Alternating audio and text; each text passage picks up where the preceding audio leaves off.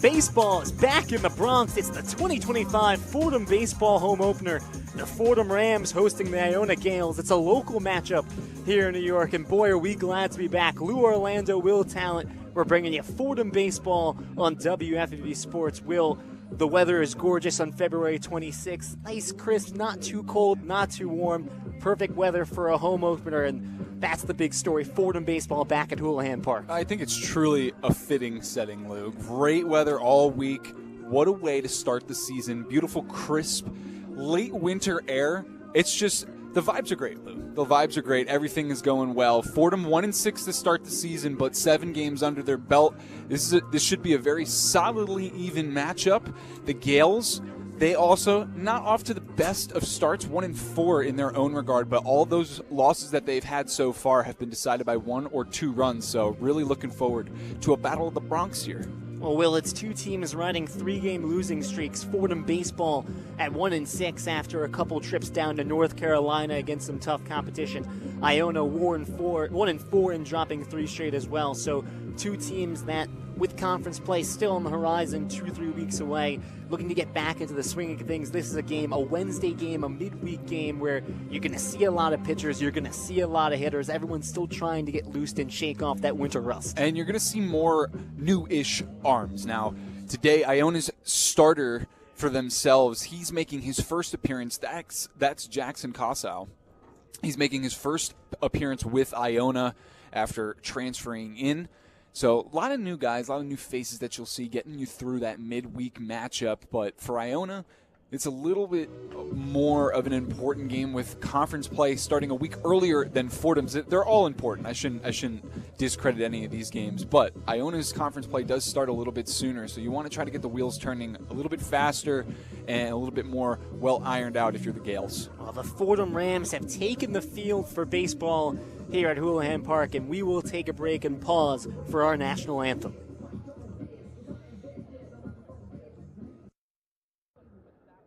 Once again, a pleasant good afternoon, ladies and gentlemen, and welcome to Fordham University's Houlihan Park at Jack Coffey Field for today's NCAA baseball game between the Iona Gaels and your Fordham Rams. At this time, ladies and gentlemen, we would ask that you all please rise if you are able, and please remove your hat as we honor America and the freedom that will always be ours with the playing of our national anthem.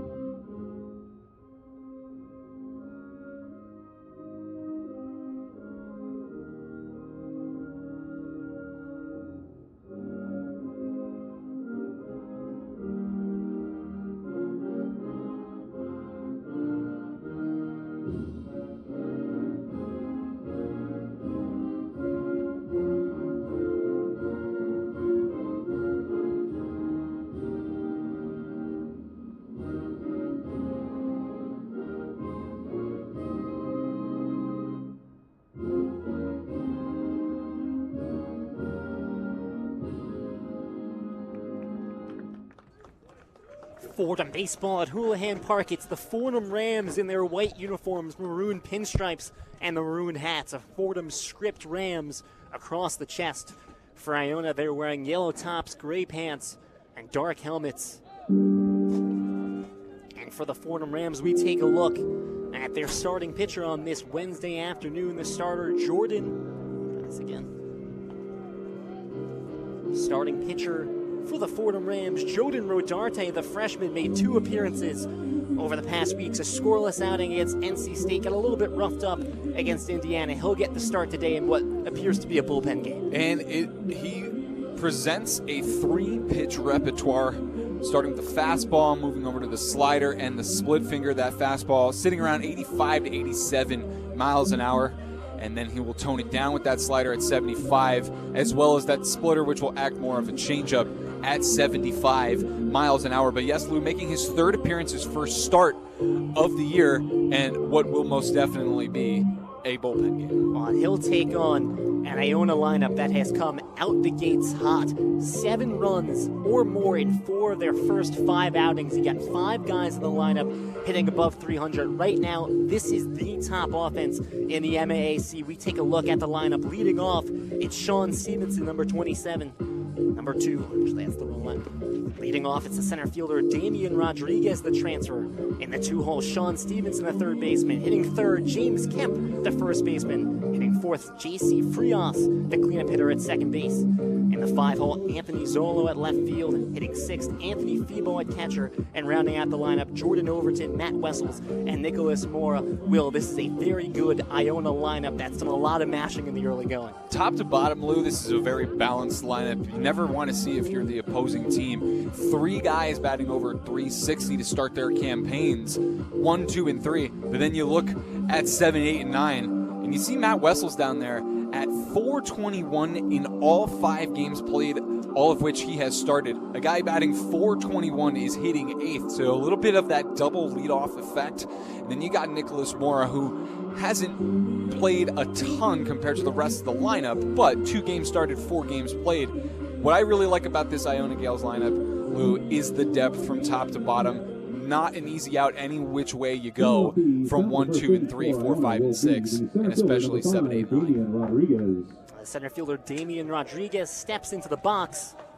3:04 p.m. from the Bronx, 54 degrees and sunny. Perfect weather for baseball. February 26, 2025. For the first time in 290 days, we've got baseball at Houlihan Park. Rodarte delivers, swing and a miss on the inside corner, ahead 0-1.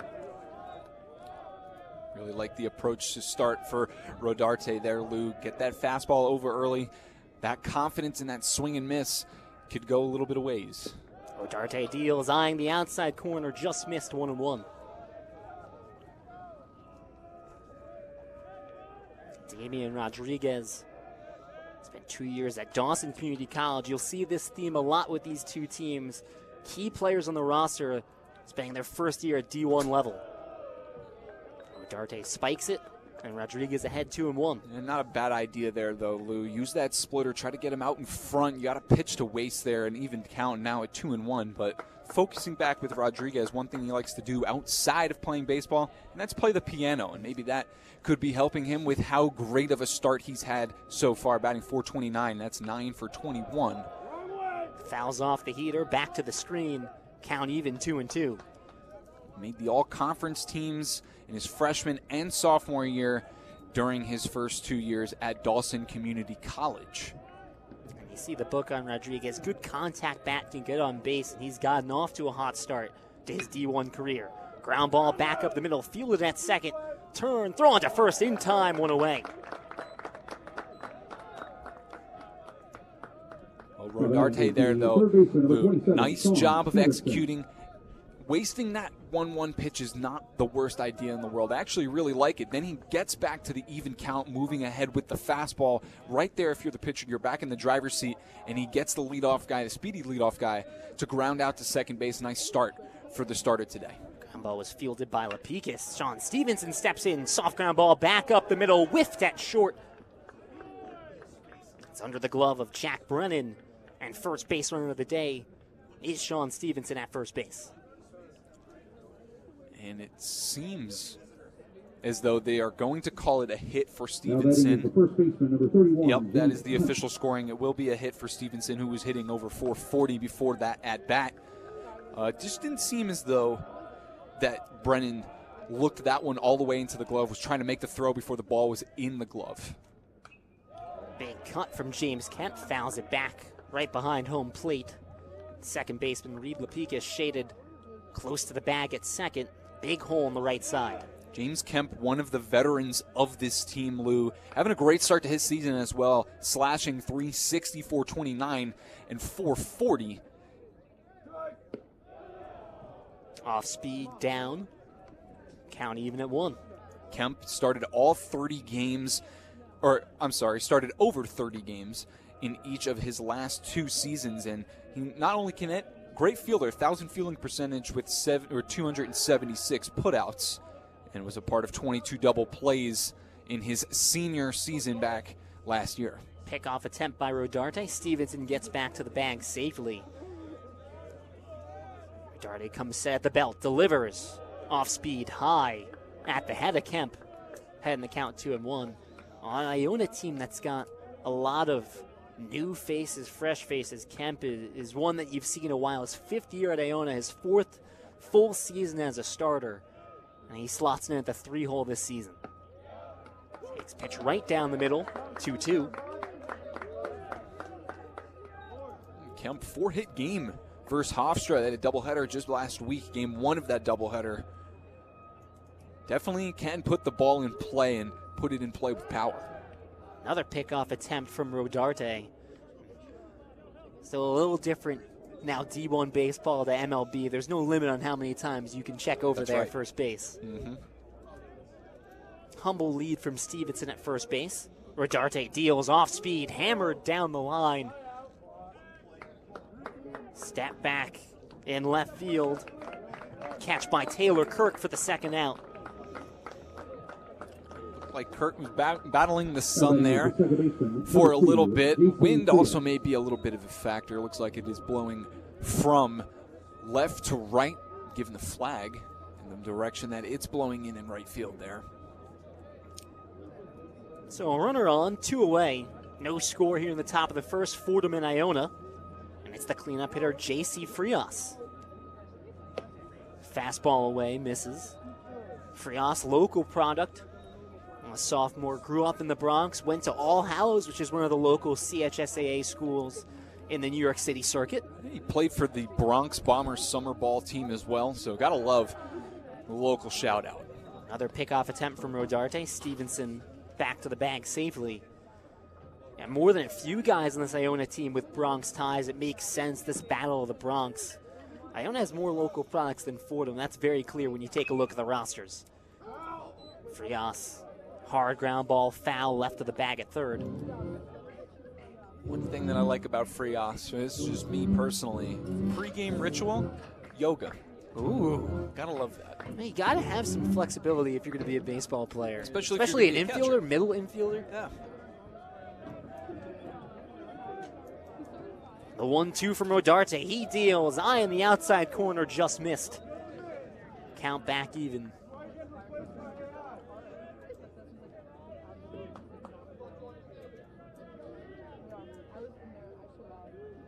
Stevenson leads from first. Another pickoff attempt. Still nothing doing. Rodarte hasn't really mixed in that slider all too much yet. Still has some pitches to work with in this count. I want to see if he'll break that one out. That'll miss as well. So it's Frias ahead in the count, 3-1.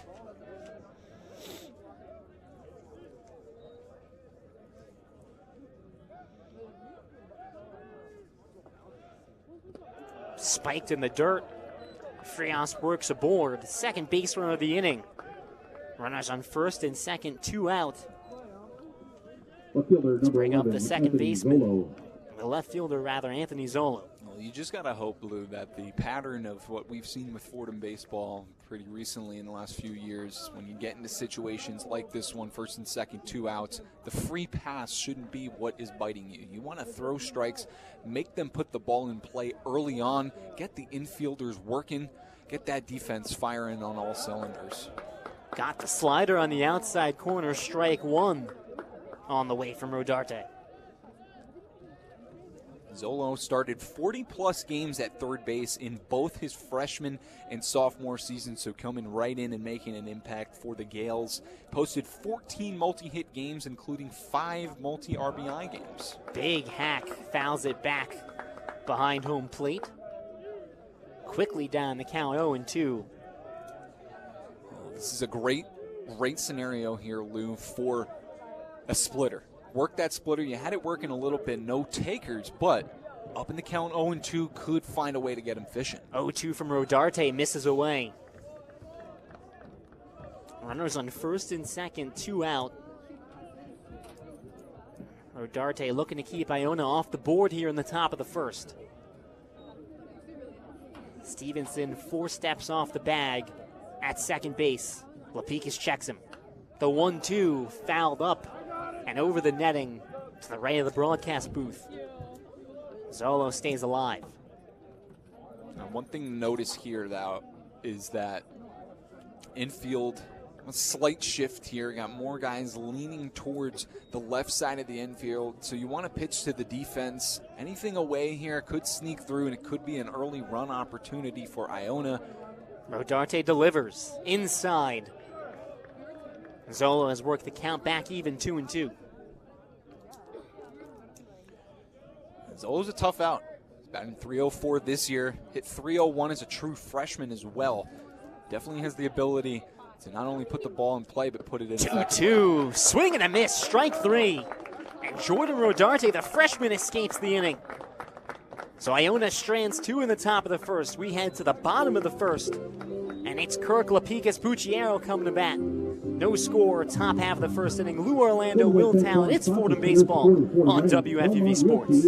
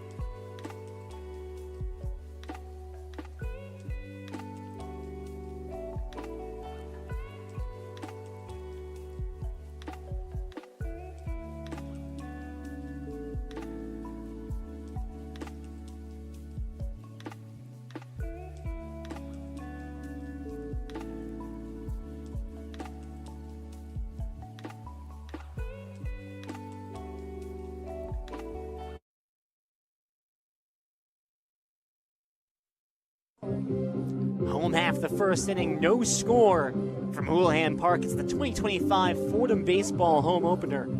After Rodarte strands 2, return now to Jackson Cossow, making his Division I debut. The junior after 2 seasons at Westchester Community College. And it's Cossow that will face the Fordham lineup, leading off the left fielder Taylor Kirk. Hitting second, it's the transfer from Vassar, Reed Lapicas. In the 3-hole, Daniel Bucciero, the All-A-10 third baseman for the Fordham Rams. Clearing up, the sophomore Matanako. In the 5-hole, Matt Dieguez. Hitting 6th, Andrew Canales. And rounding out the lineup, Caden Young, the catcher, Jack Brennan. And Tommy Markey, the freshman center fielder. That's the lineup that Jackson Cossow will have to face. He's pitched well at the JUCO level, now making the leap up to the D1 level. That's not always an easy thing. That definitely isn't, but there is a reason why he is at the D1 level, and it would have come to the confidence of the head coach here at Iona and Connor Burke. You see something in a community college kid, you want to take a chance on it. Those are tough, competitive leagues, and a lot of those athletes there know that they're only going to be there for 2 years. So this is the goal, to move up to the highest possible level you can in college baseball. Now, Jackson Cossow, local kid from Yorktown Heights, New York, as you said, Lou, making his Division I debut. Attended Summers High School. Right-handed pitcher, standing 6'2", 180 pounds, and favors the first base side of the rubber in his delivery. Cossow deals. Strike on the outside corner, 0-1. Leading off, it's the freshman Taylor Kirk. 8 straight games started to open the season. Long Beach, California product. 0-1. Taken away, count even, 1-1. Well, what the hope would be here, Lou, is that Kirk comes in. He's got to try to find a way to replace Ryan Teasy. Big leadoff bat lost for the Rams from last season. Great career here as a Ram. Off speed, in bottom of the zone for a strike, and Kirk quickly behind, 1-2. Right now, Kirk working on a 5-game hitting streak over the last week. He's gotten on base in also every single game that he's played, so definitely your ideal kind of leadoff guy. 1-2. Takes off speed. That one just misses at the knees. 2-2 count against the righty Kirk. Righty on right here with the right-hander Jackson Cossow. The 2-2. skied in the air down the right field line. It will land in the trees along the wall, foul.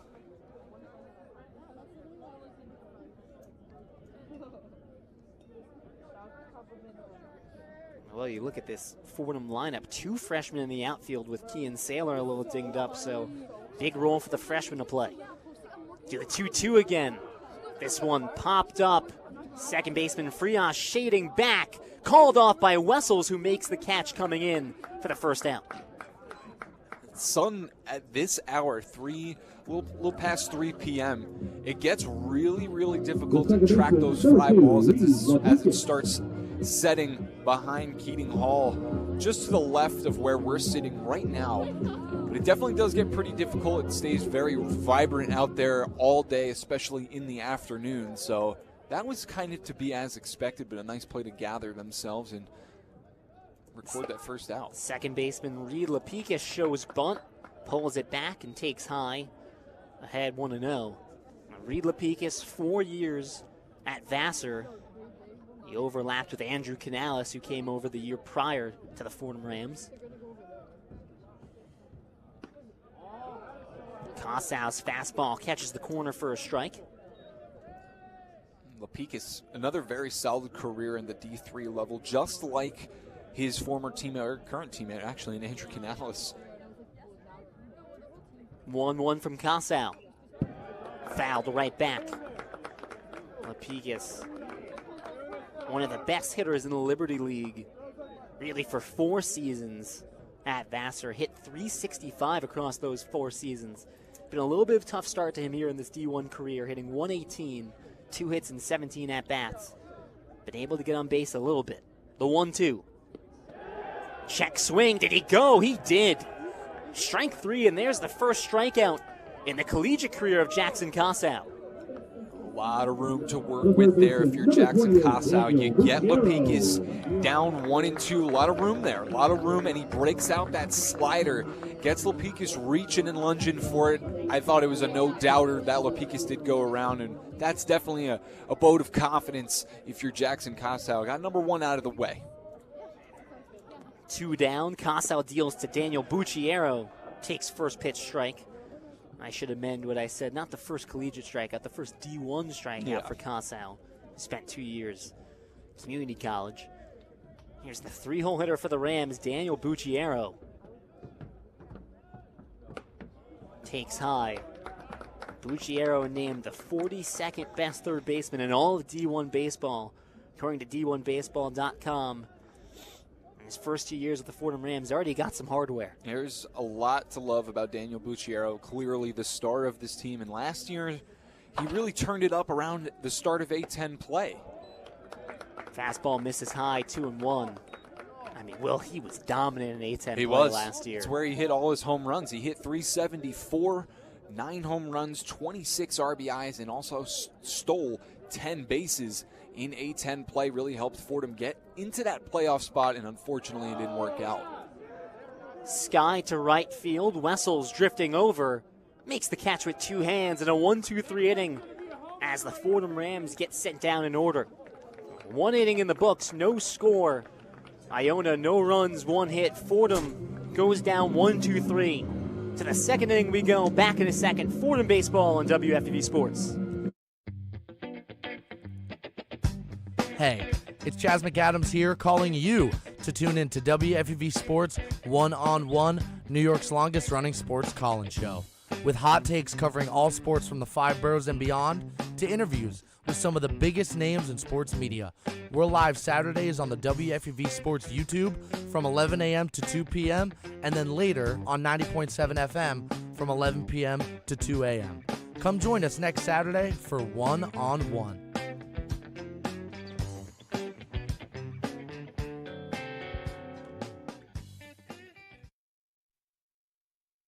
USA Network. That's basketball. 6, 7, 8 in the Iona lineup coming up.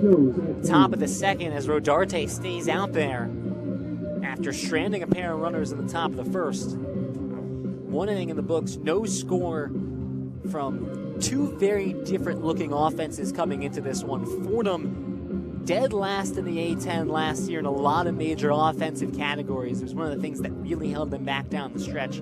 For Iona, they have come out the gate just as hot as about any offense could have. They rank top 10, top 15 in most major offensive categories. So see how that story unfolds throughout the day. Well, and the story for Fordham here, Lou, last year that is, was the inconsistency. They started out of the gate real nice. Transfer Steve Lutazzi came in, hit a home run against Wake Forest. A lot of big names that they had going on. Canales, he had a great season all the way around. Bucciero didn't really start getting going until A10 play, as we were saying. One name who's unfortunately injured right now, Tommy McAndrews, definitely a down season compared to his all-rookie selection his freshman year during A10 play, but Rodarte fires a strike into the catcher, Anthony Febo.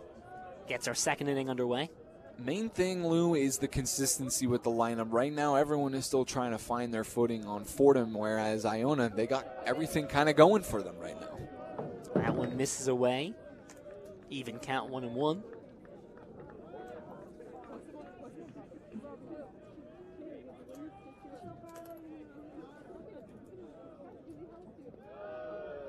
Missed low, and Febo ahead 2-1. Febo, he's a consistent starter for the Iona Gaels. He's made starts in all 4 seasons that he's played, more consistently as a sophomore and a junior. And he can not only do it with the bat, he's batting over 400 right now, but he's thrown out 15 base runners from behind the dish. Half-hearted wave fouled down the right field line. 2-2.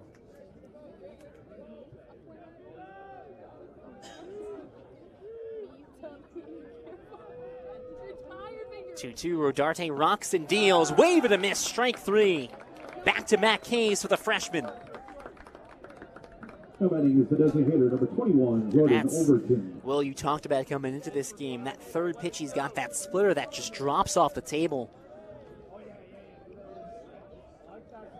1 down. Stepping up to the plate, the DH, Jordan Overton. First pitch swinging, little nubber to second base. Lapikis charges, fields on 1 hop, fires to first, not in time. Dieguez wasn't even covering the bag. An infield single for Overton. Yeah, that's tough defensive positioning now. The infield playing back, more shifted over to the left side once again, but Dieguez not at first base to cover. It was kind of a tough in-betweener, and Matt Dieguez also a lot of second base, a lot of shortstop last year. First base, a little bit of a new home for him, but those are those growing pains you're going to have to fight and deal with. Wessels takes a first pitch strike as it's Overton on first with 1 away. Wessels sliding into a much larger role this season. Takes low, 1-1 count. Wessels more of a depth guy than anything else. His first 3 seasons, this is 6 straight games started to open the year. He's recorded a hit in every game he's played so far this year, and including 3 multi-hit games in 5 contests. Rodarte spikes that one. It's blocked by the freshman catcher, Caden Young. Rodarte behind 2-1. Overton leads off first base. A pitch, half-hearted wave and a miss. Breaking pitch going away.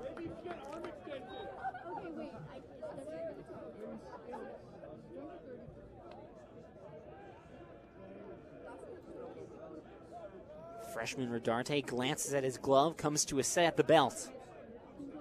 Deals from the stretch, misses away with the fastball. Count worked full by the Iona right fielder.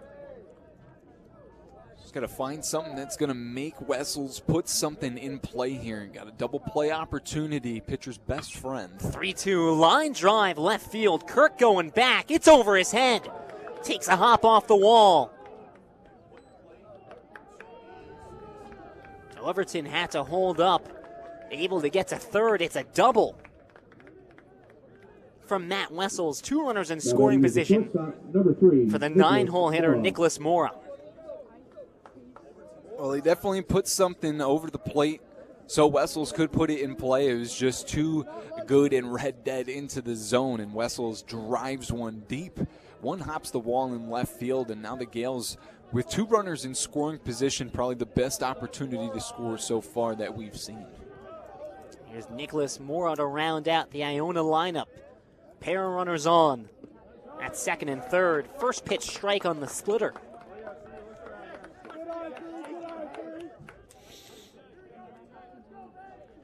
Outfield shaded fairly deep. Bucciero even with the bag at third.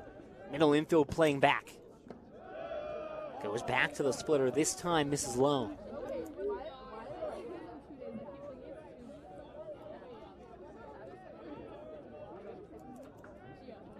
No action in the Fordham pen just yet. 1-1. Fastball in for a strike. You got to think here, with less than 2 outs, 2 runners in scoring position, Rodarte wants that strikeout. Definitely. You don't want anything in play here. Anything in play will signal a run with less than 2 outs right now. A K would be massive. 1-2. Hard line drive. Stays fair right down the line. Both runners will score easily. Mora rounding first. Stand-up double at second base, and the Iona Gaels a 2-0 lead here at the top of the second. Mora did a very, very nice job keeping the hands inside the baseball on that inside fastball. Tugs it down the line just inside that left field foul line. And just like that, the Gaels up 2-0 early on. I told you earlier, this is Iona Gaels offense that can score in bunches. 7 or more runs in 4 of their first 5 games, scored 10 twice in both their games against Coppin State.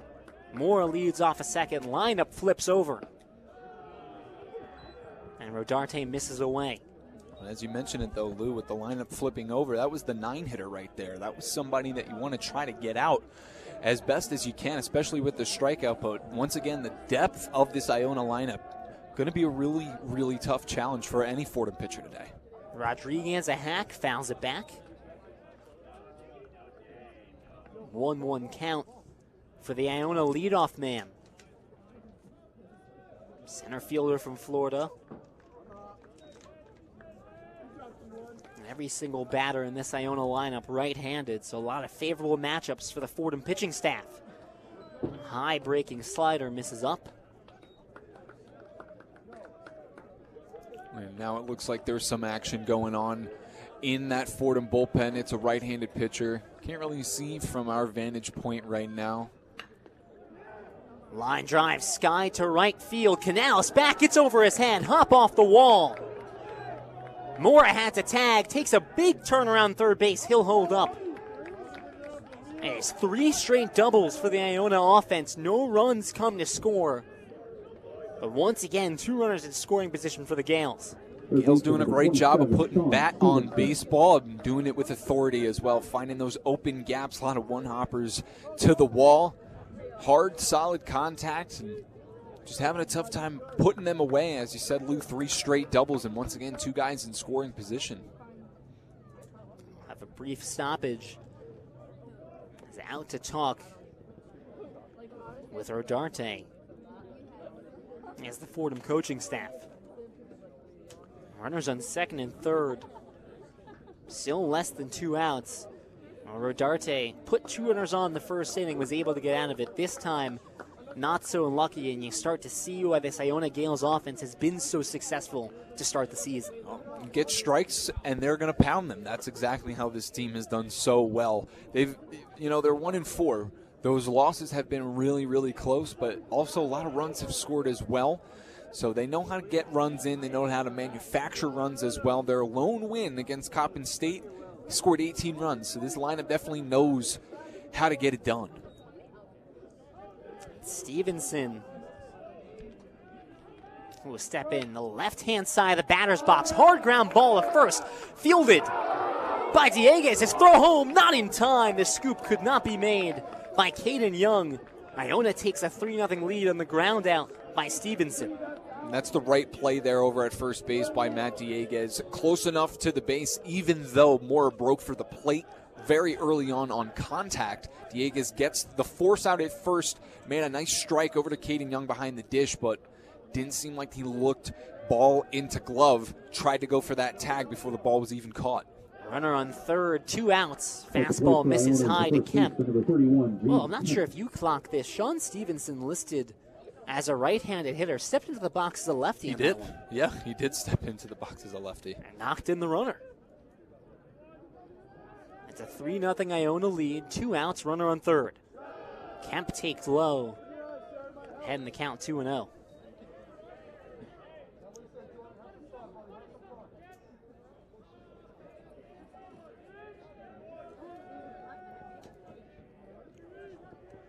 Good speed on third with Rodriguez. 2-0 count.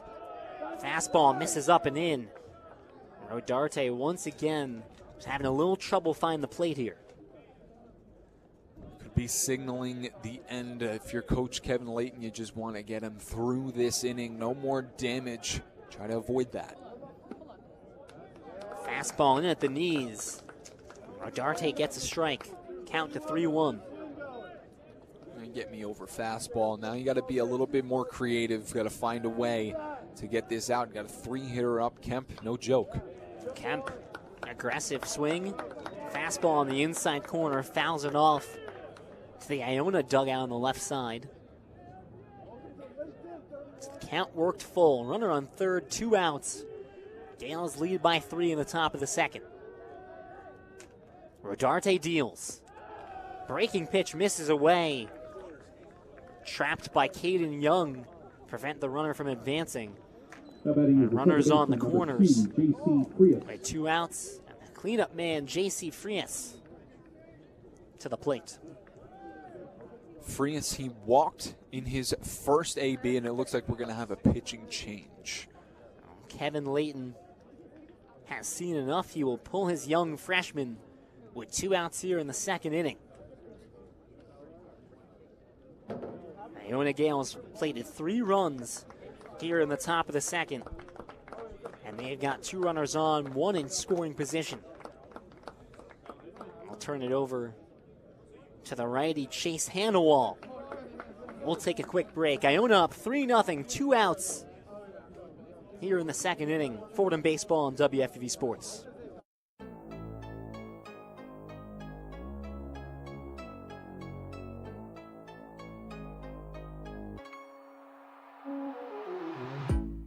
Hey, this is Chris Carino, Fordham and WFUV class of 1992. WFUV is your home for all things Fordham athletics, with live coverage of Fordham football, Fordham men's and women's basketball, in addition to our Saturday show, One on One. Stay right here on 90.7 FM for all things WFUV sports.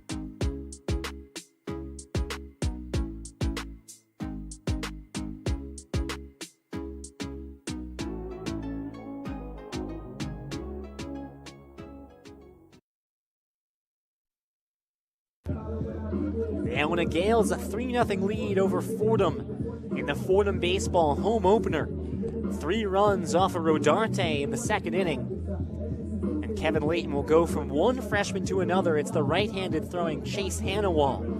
3 appearances on the season, pitched in both games of the doubleheader against Northwestern, a combined 1 inning scoreless, walked 2 in game 2 and did not record an out. So on the season, 1 1/3 innings, 1 earned run. He'll get a chance to get out of the jam here in the second. Well, big frame as well, too, from a freshman, that is, Lou. Standing at 6'2", weighing in at 215, a true freshman. He's got a nice, solid repertoire as well. Fastball sitting 88 to 91, mixes in a curveball and a changeup to round out the 3-pitch repertoire. But from what we've heard, Fordham and the recruiting department over here very high on Hannawall as well. He's got some pretty electric stuff. 3 developed pitches. That's usually a great spot to be going into college, and his development will be very, very interesting to watch if he's got these kind of numbers coming in to his first ever collegiate season. This is par for the course with some of the non-conference weekday games, as you expect to see some of the freshmen on the roster as this coaching staff starts to figure out who's going to be a major player for them come A-10 play. So Hannawall enters, runners on the corners, 2 outs, and the cleanup hitter J.C. Frias at the plate. Misses up and in with the fastball. I like this substitution here too, Lou. You want to get the freshman in, and in situations like this, a great offense, 1st and 3rd, 2 outs. Coach Layton just needs you to get 1 out. This is a great spot, especially in a midweek game like this one. Misses inside with the heater once again. Frias ahead 2-0. As we said before, Frias, he did walk on a full count back in his first AB. For Iona, speed at 3rd with Rodriguez, not so much with Kemp at first base. 2-0 pitch. Soft grounder up the middle, charged at shortstop and bobbled by Jack Brennan. And a 4th run will come to score in the inning. The Gaels ahead 4-0. That time around, Lou, it will be an E6, the official scorer's decision. That one, that's a play that's got to be made. I know Brennan, a little bit more unexperienced. This infield definitely has lost that veteran presence. You know, Christian Arrow's gone now, Nico Bosa's gone, so some new faces all the way around the infield. That's a play that definitely needs to be made. Cutting across, charging at that baseball. Your momentum is going towards first base. The run on the line, too. Now the Gaels, they just keep extending that lead a little bit further. Runners on 1st and 2nd for the 5-hole hitter, Anthony Zolo. Fastball sails up, gloved by Caden Young. 1-0 count to Zolo. Definitely a really tough matchup here. Lots of room on the right side as well. Some little ground ball will sneak through between 1st and 2nd base. Got to pitch. If you're Hanawalt, you got to pitch here very effectively. 1-0, breaking pitch. Away, misses. In the left-hand batter's box. Lapikis, maybe a step or 2 to the right of the 2nd base bag. Will, as you said, there is a wide open hole between first base and 2nd base. Dieguez will not hold on. Frias at first. Hanawal misses away once more.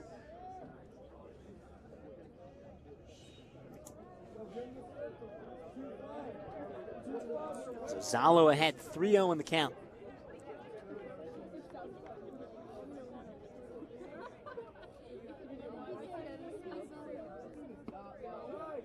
Pitch catches the outside corner. Hanawal going back to the fastball.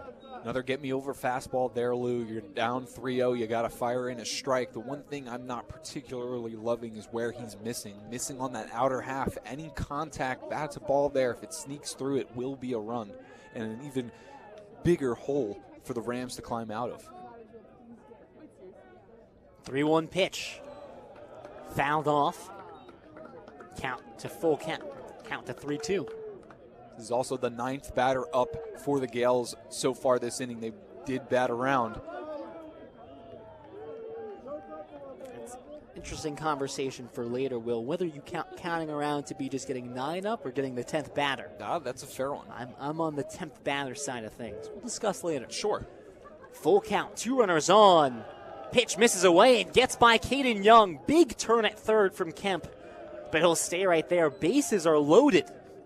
And now, definitively, whatever side of the aisle you were on, the Iona Gaels have hit around. Now, if he had walked, which he did, now has he batted around? Do we need 9 at-bats, or is it plate appearances? Where are we on that? I think it's plate appearances. It's got to be plate appearances. This is Anthony Febo, had the first at-bat, or the first plate appearance of the top of the 2nd, batting here still in the top of the 2nd, already a 4 spot by the Iona Gaels.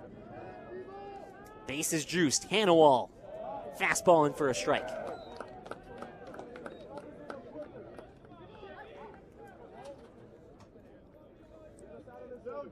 I could have been wrong, but it did seem like that may have been more of the changeup. Took a little bit off because Febo did look a little bit ahead of that one. I like the start there. You got to get creative if you're Hanawal.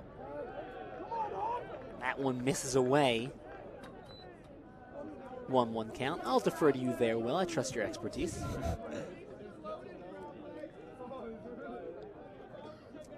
Febo struck out with 2 runners on. Struck out to lead off the top of the 2nd. Looking to put one in play. Hanawal misses low. Well, you said it earlier. This has been a bugaboo for this Fordham pitching staff up and down that roster. Control issues. Absolutely, putting way too many guys on, and it hasn't just been this year. It has been the case this year, but it's been that way for the last 3 seasons at the very least. Hard ground ball through the hole at shortstop. 1 run will score. Here comes Frias rounding third. Throw from Kirkian, not cut off. Frias scores. It's a 2-run RBI single for Anthony Febo. And the Iona Gaels a 6th spot here in the top of the second. Not much you can do there, Lou. Threw a strike, put it in play.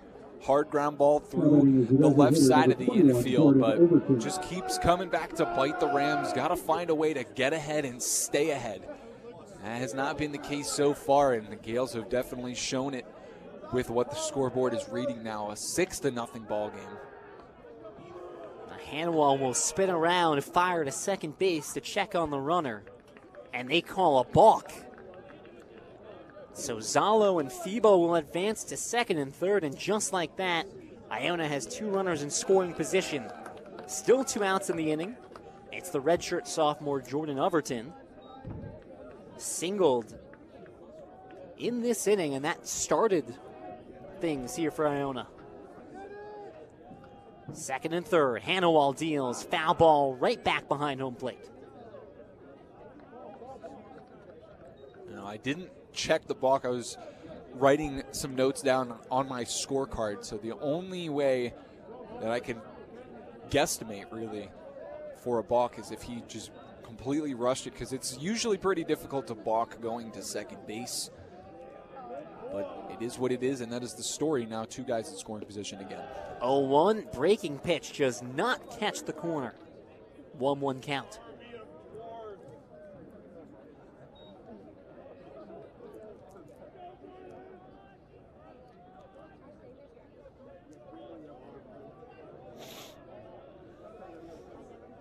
Zolo at third, Febo at second.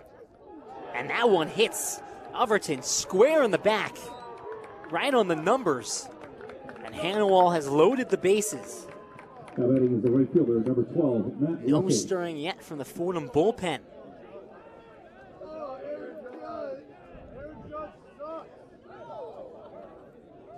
Matt Wessels. A double earlier in this inning. The first of several extra base hits for Iona.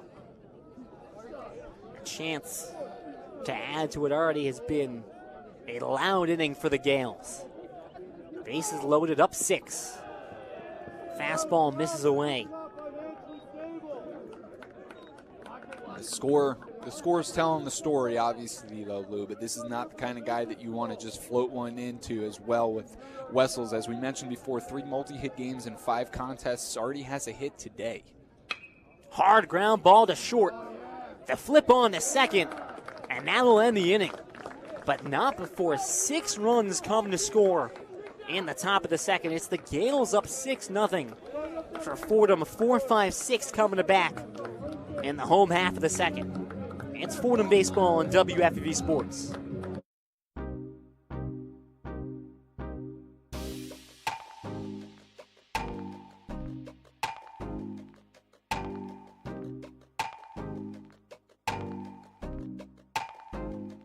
Hi, this is Michael Kay, WFUV class of 1982. WFUV is your home for all things Fordham athletics, with live coverage of Fordham football, Fordham men's and women's basketball, in addition to our Saturday show, One on One. Stay right here on 90.7 FM for all things WFUV sports.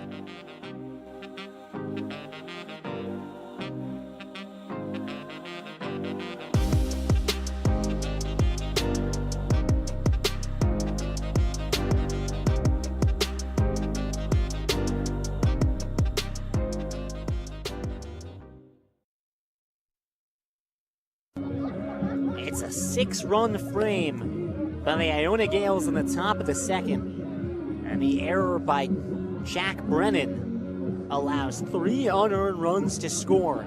So the final line on Jordan Rodarte, 1 2/3 innings.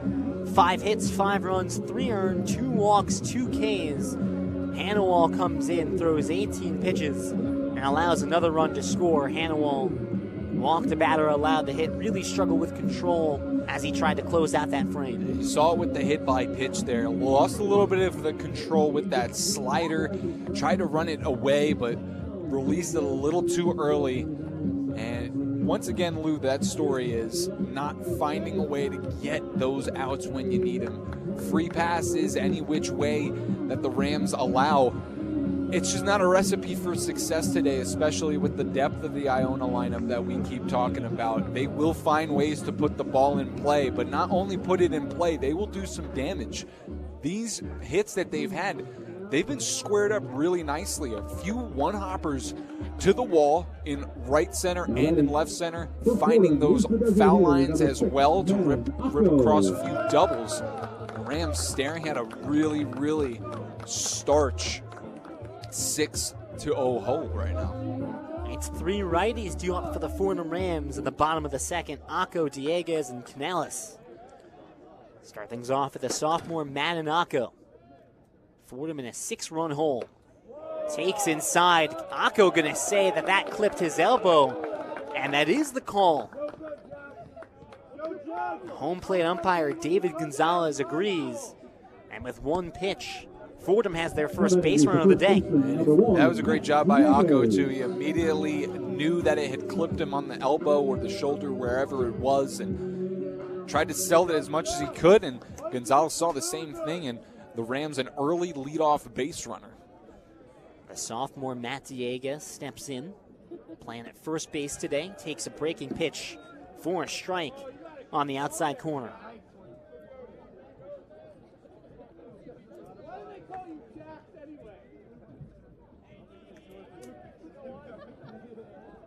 Akko leads off at first. Dieguez grounds one.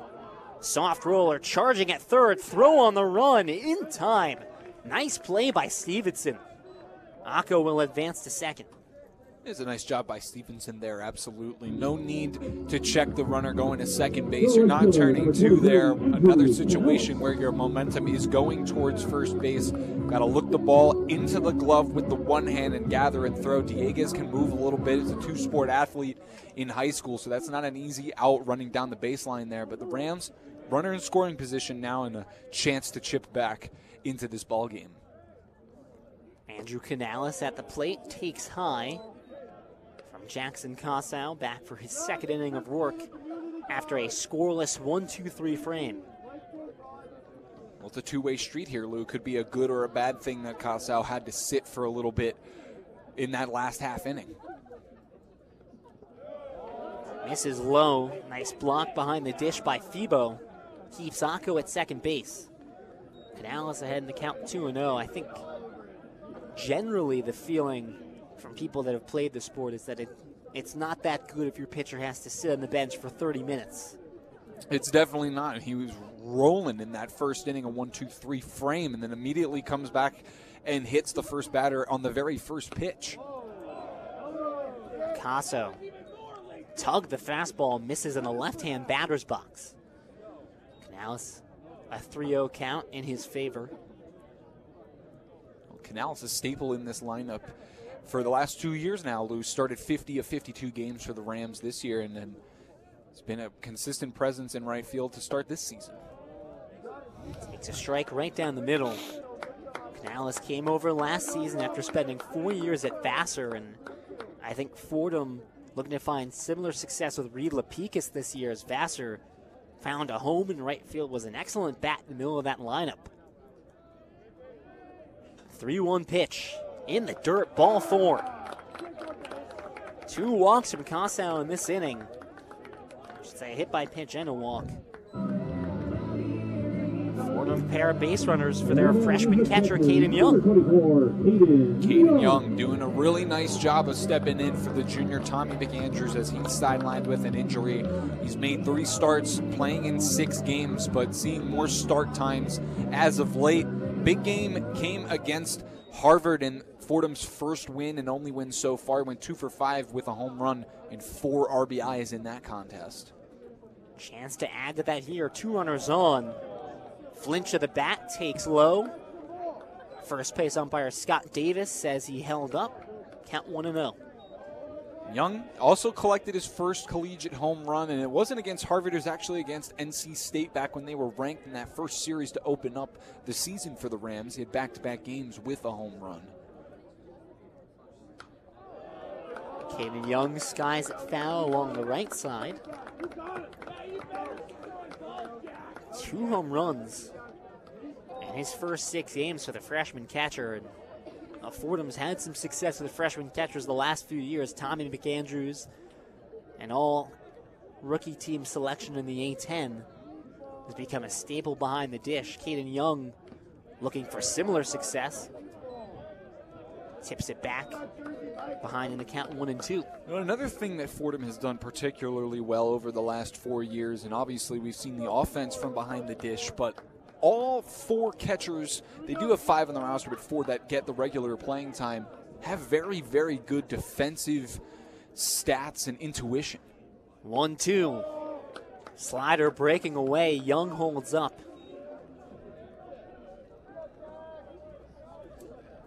Iona up 6-0 here in the bottom of the second. Fordham looking to chip away.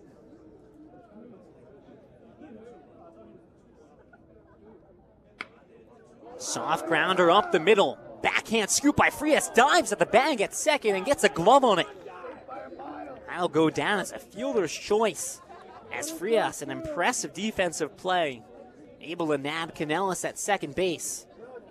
Young reaches safely at first. Yeah, nice job there by Frias, crossing over to the shortstop side of the bag and then finding a way to gather himself and get the force out at second base. Got a force at first and second now. Runners on the corners for the Rams, but nice play there by the second baseman for the Gaels. Jack Brennan at the plate, perhaps a chance to atone for his second inning error. Pops it sky high down the third base line. Stevenson in foul territory makes the catch with 2 hands. Fordham gets a pair of base runners on, strands both. We head to the top of the third. It's the Gaels, a 6-0 lead. Lou Orlando, Will Tallant, Fordham Baseball, brought to you by WFUV Sports.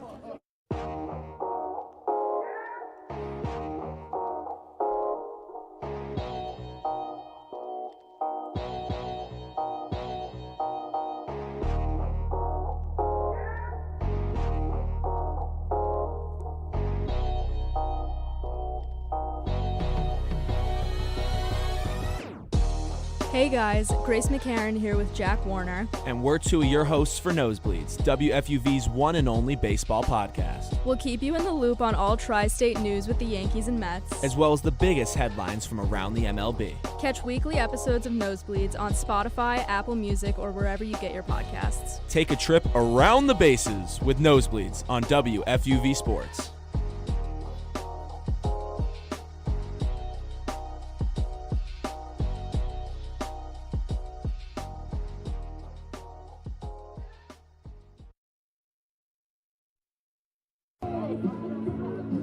It's the Fordham freshman right-hander Chase Hannawall back out to start the third inning. Worked into a little bit of trouble at the end of that frame, was able to get out of it by forcing a ground ball to the shortstop Jack Brennan. For Iona, it'll be 9-1-2 coming up in the order. And if it feels like you just saw them, well, that's absolutely right. Iona hit around in the second inning. They played at 6. Nicholas Mora played a big part in that, a 2 RBI double, and he'll lead off the third. And Mora, big double in that last inning, and we just keep harping on it though, Lou, but we kind of have to, is that the depth of this Iona Gaels lineup is no joke. If you can get it done 7, 8, and 9, that's a really tough task for anybody, no matter what year they're in at school. It doesn't matter. You can get things started at 8 or 9 and then have that top of the order up, which with what we said is everyone's batting over at least 360. That's a very tough task. Hannawall out of the windup gets a swing and miss on the fastball away. Hannawall entered in the second with 2 outs. Runners on the corners, had to pitch from the stretch. Now he'll get to work from the windup. Glove in front of the face, rocks and deals. Showing bunt is Moore. It bends it down the third base line. Fielded by one hand. Hannawall makes the throw in time. Nice play by the pitcher, Chase Hannawall. Going down the line, picks it up gets the man at first. Hey, I love the saying. I really do. Pitchers are athletes, and when they want to be, they definitely are. Very athletic move there by Hannah Walt. Bare hands it with the throwing hand, finds a way to gather himself and get a very small throwing lane to Dieguez over at first base and a quick first out for the Rams. Damian Rodriguez is the top of the Iona lineup. We'll get a look for the third time today. Rodriguez, a double in the second inning, came around to score. First pitch from Hannawall misses away 1-0. Here's his second. Cut and a miss. Big hack from Rodriguez. Off speed on the outside.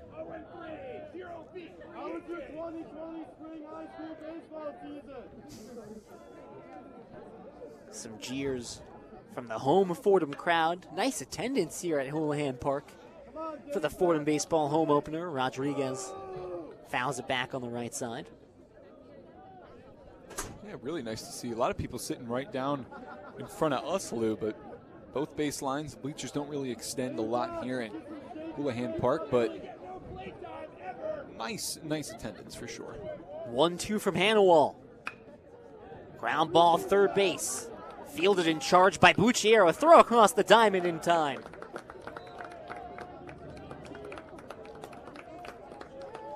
Two quick outs by Hannawall. You love to see this bounce back from a freshman. Came into a real tough situation in the second. Toiled a little bit. He's looked smooth out of the windup. So far, absolutely. 2 batters, 2 outs. Just got to hold that consistency. Stevenson, soft ground ball goes foul, left of the bag at third. That's been part of the issue, though, Lou, is that they could get the first out and second out pretty quickly, but once they find a way to get into the hole, the Rams have a tough time climbing out of it. It's been a story over the last couple seasons or so. It'll be a nice task here for Hannawall to get the first scoreless frame. Stevenson takes a pitch in the dirt. Count even 1-1. Well, we were talking earlier with Sean Stevenson listed as a righty. We just got the note from our SID Scott Kwiatkowski. Iona came in thinking he was going to be a switch hitter. He's only going to hit from the left side this season. Grounds it over to first. Fielded by Dieguez. Throws to the pitcher Hannawall in a 1-2-3 inning by the freshman. Hannawall puts the Gaels down in order. No runs from Iona in the top of the third. With that, we'll send it back to the Rose Hill Studios. How about a one-on-one scoreboard update from our very own James Birle?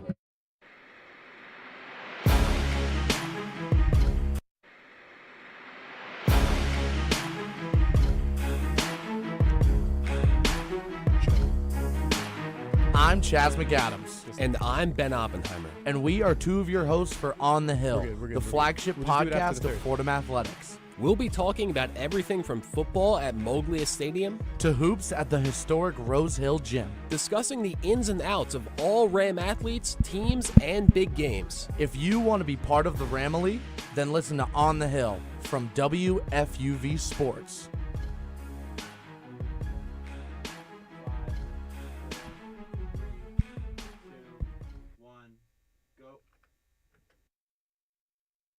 And we bring it back to you at Houlihan Park. We'll save that one-on-one scoreboard update for a little bit later. A 1-2-3 inning from Chase Hannawall.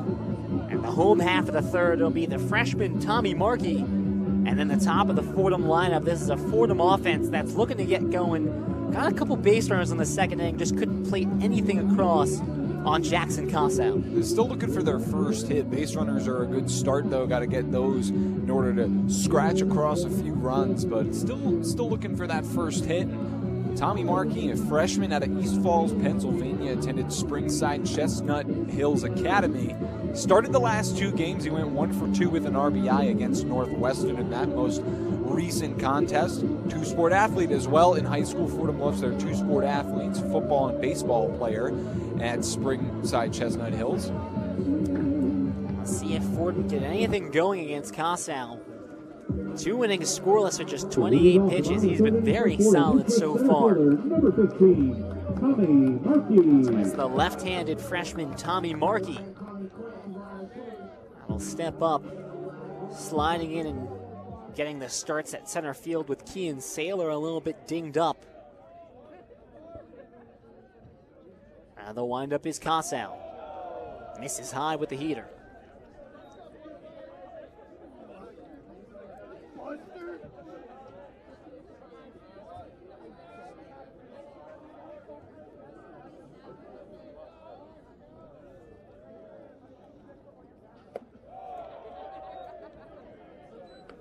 Fastball misses up once again from Casal. It's going to be very interesting to see how this Fordham outfield shakes up. Will, you said it, and I think you pinned it correctly. The loss of Ryan Teasy might go unnoticed or might go underrated. He was an integral part of this Fordham lineup, both offensively and defensively, for a while. Well, especially with Saylor out right now, too. He was a great complimentary piece for Ryan Teasy. Definitely a huge loss for the Rams. 3-0. Catches the inside corner. Some jeers from the home crowd. It's definitely very hard to replicate the kind of production that Ryan Teasy had, though, too, Lou. Got on base a ton, stole a lot of bases as well. It's very hard to come by with a lot of players. Batting stance, too. Oh, absolutely. Fouled up and over the netting by Markey. From 3-0 to 3-2 as Casal has worked back into this at-bat from the mound. I think a big question is when you start your hands as low as Teasy did, how did it work? I don't know. It worked for him, and it worked really well for him, actually. Full count pitch. Misses inside. Leadoff walk by the freshman Tommy Markey. And back to the top of the order with Taylor Kirk. Well, back-to-back innings for the Rams where they start with the leadoff guy on base. Now it's a question of, can they get the job done? Nobody out, one guy on now. Got to find a way to get something going, and this is the perfect opportunity to do so. At ninth batter, Tommy Markey acting like that second leadoff guy to set the table for 1, 2, and 3. Slider misses way outside. As Casal gets a righty-righty matchup now. Markey, the only left-hand batter in this Fordham lineup. He'll take a big league on first base. No stolen bases just yet. You got the kid in center field. Have to think he's got some wheels.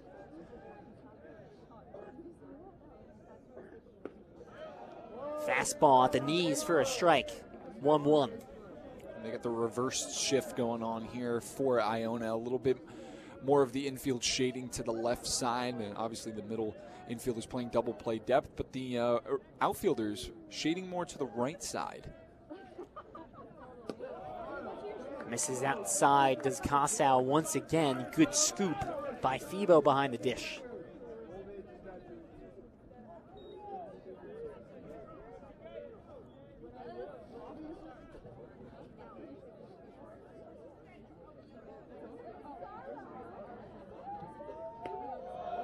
Fastball, one at the outside corner. Casal didn't get it. 3-1 count for Taylor Kirk. After the leadoff walk to Tommy Markey. Casal in danger of walking back-to-back batters. 3-1, hard ground ball up the middle, gets through for a base hit. Markey takes a big turnaround second, holds up. And that's the first hit of the day for the Fordham Rams. Gotta love it. That's exactly what the Rams needed and exactly what they were looking for. A hard ground ball right up the middle for Kirk. Sets up first and second with nobody out for Reed Lopikis. Another great opportunity for the Rams to keep it going. Casal kind of grooved one there for Kirk and resulted in a base hit. Hard turn there by Markey. Smart decision to hold up, though. Don't want to force anything. You can't throw away outs on the base paths. Corners are in. Lopikis shows bunt. But it goes foul right behind the catcher Febo. A great speed at the dish in the form of Reed Lopikis. Set the Vassar single season stolen base record with 20 as a senior. At the D3 level, was a fantastic contact bat. It's been a little bit of a struggle for him so far, now through 8 games. 2 for 18 to open the year, has a chance of runners on, first and second. Spins around, does Kossow, checks on Markey at second base. A nice snag by Moore to stop that one from going into center field. Had an opportunity to. Kossow, you want to try to get that pickoff attempt on the shortstop side of the bag. Definitely was not the case, prevented any advancement from the base runners. 0-1. Looks like Lapicus has the green light now, takes the fastball high. Fordham's far and away best hitter, Daniel Bucciero, on deck. You'd love to get him up with at least one runner in scoring position and less than 2 outs. Runners in first and second, nobody out. 1-1. Inside, foul back. I like the pitch there from Kossow, though. Really going to challenge Lapicus here. You want that left side of the infield. You're going to have to get it, keep those hands inside the baseball. Hard pitch to turn on. Where the fuck is Iona? 1-2 count. Fastball high off the glove of Febo. Runners hold up. I apologize for any language that may be seeping through. Any pleasantries? It is funny that you ask where is Iona. They're technically both in the Bronx. They sure are. Absolutely. Some have dubbed this, not quite as iconic as the Manhattan-Fordham rivalry, but you could dub this the Battle of the Bronx. 2-2 count. Lofted into center field. Racing in is Rodriguez. Called off by Frias, the second baseman. Ranging out into the outfield, makes the catch for the first out. Well, I like the execution there from Kossow, Lou. He got into a little bit of a jam to start the inning. Fell behind, too, at one point in the last at-bat against Lapicus. Found a way to record the pop-out. Took something off. Got Lapicus out in front. And a quick turnaround for Kossow on the mound. Still a little bit of work to do, though. Daniel Bucciero takes the off-speed pitch for a strike. Kossow took a lot off that one. Not quite an Ephus pitch, but definitely sub-80. It's absolutely sub-80. And coming in at about 56 feet away from the mound, it doesn't look like it's going to be a strike, and it drops right in. It's a good take from Bucciero, though. Bucciero takes again, this one in the dirt. 1-1 count. Bucciero, 7 hits and 23 at-bats after flying out to right field in the first inning. Second team All-A-10 last year, all-rookie team as a freshman. He's had a decorated Fordham career. And still just a junior, a chance to add to it. Takes the slider breaking away. 2-1. Very impressive career slash line as well, Lou, here at Fordham. 314, 410 with a slugging percentage of 481. He's also gotten a hit in all games except for one, reaching base safely in each contest so far this season. Swings at that one, skies it down the right field line. It's chased by Wessels, but lands safely in foul territory.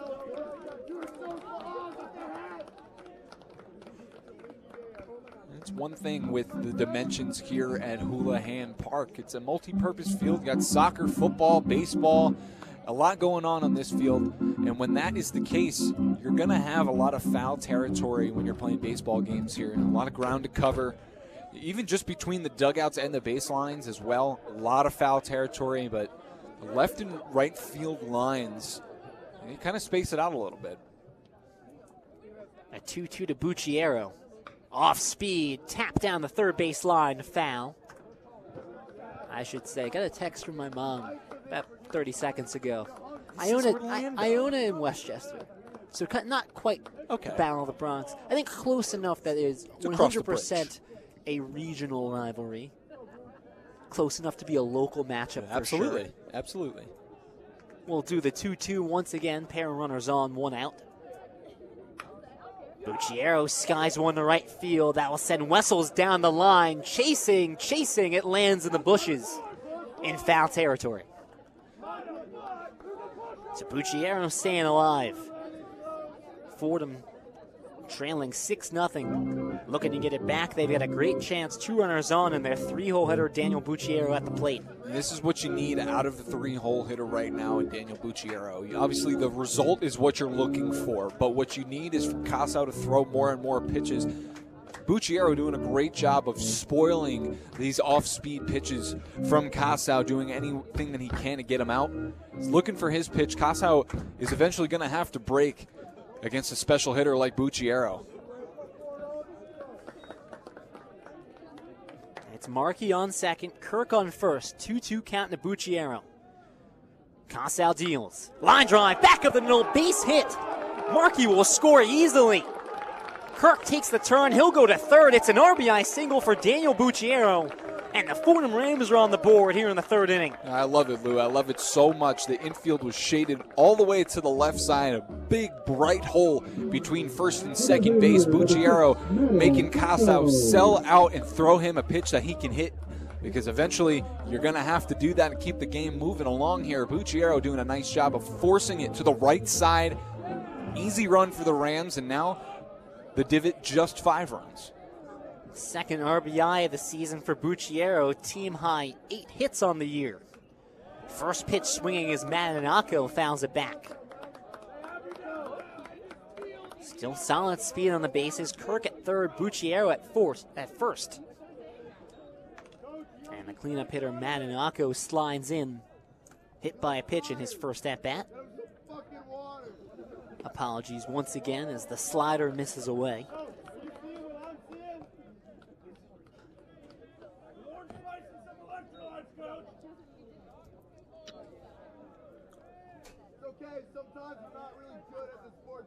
Casau's 1-1.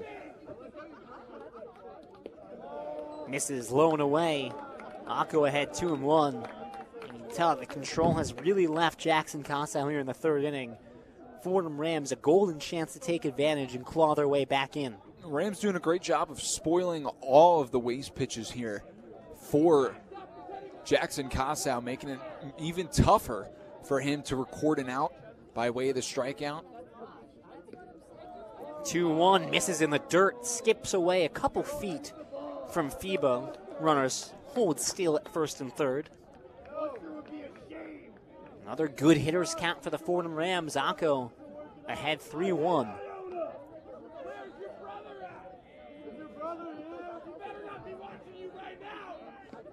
That one misses low. Bucciero off and running.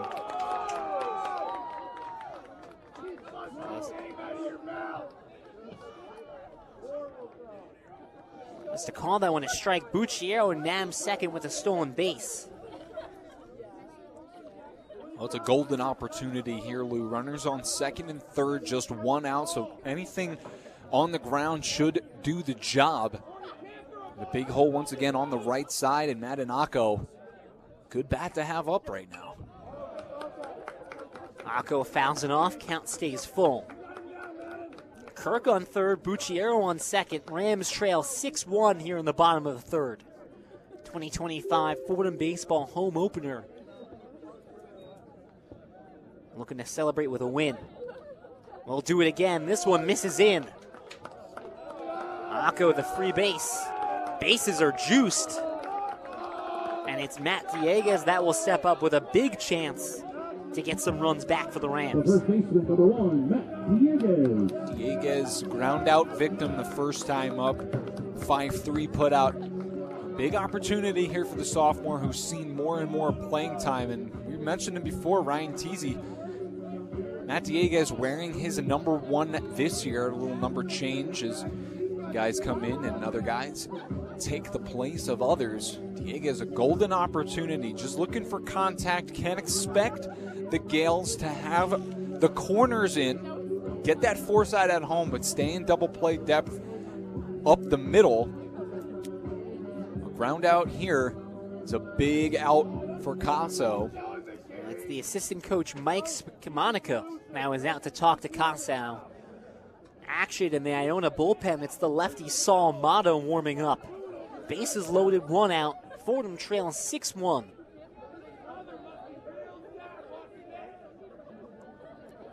Sophomore infielder Matt Dieguez at the plate. Kossow from the windup gets a cut and miss. Excellent way to get ahead if you're Jackson Kossow there, Lou. Took a little bit off, got Dieguez out in front. Now a little bit more of an unpredictable sense as to where Kossow will go. A 1 pitch, misses away.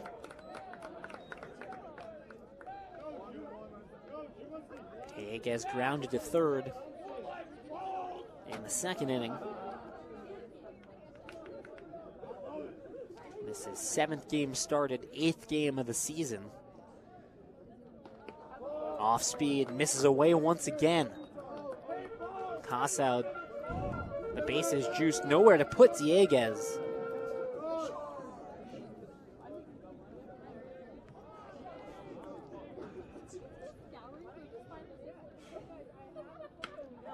Two-one, skied into center field. Rodriguez chasing it back.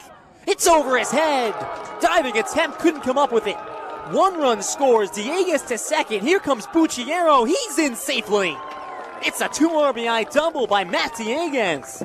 And the Fordham Rams have cut this lead to 3. It's 6-3 here in the third. Excellent work from everyone in the middle of the order right now. Kossow having a very difficult time locating those off-speed pitches for strikes. The Rams doing a great job of spoiling them off, whether they're taking them for a ball or spoiling them into foul territory, and forcing Kossow to throw a strike, make it drivable, and Dieguez did that just now. Deficit now cut in half at 6-3. Iona will take a look at Damian Rodriguez in center field. He dove for that ball at the base of the wall, collided with the makeshift wall in Houlihan Park. Will, as you were noting earlier, this is a multi-purpose field, so the only permanent wall are actually the stands in left field that would be along the football sideline. Everything else is manufactured wall that can be taken away and put back. And Rodriguez slammed hard into it in center field.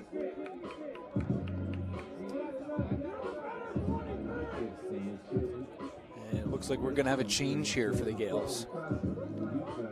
And Saul Mata warming up earlier. Kossow's day is done after the 2 RBI double from Matt Dieguez. This is the righty entering play. We'll get an ID in just a second for you guys. That'll be number 37. Nick Kiaya. So Kossow's day is done after the 2 RBI double from Matt Dieguez. And Will, you're finally starting to see some life from this Fordham offense. A Fordham offense that put 14 runs and 19 hits against Harvard. Outside of that, it's been tough sledding. Now there's excellent opponents in the mix. NC State came into the year ranked 13th. According to D1Baseball.com, Northwestern's built up a pretty good program as well, so you face some steep competition, but it's an offense that struggled last year in A-10 play and not getting out the gate as hot or as fast as they would like to. Starting to see it come into fruition, start to heat up in the third inning. Well, as we were talking about before too, Lou, is the consistency is what the Rams are looking for. Now through 7 games, it hasn't quite been there last year. A little bit hotter of a start, cooled it down, ramped it back up. But the signs are there. Everything is kind of lining up. These little things that we can take away from what we just saw. Bucciero spoiling pitches off. Dieguez spoiling pitches off.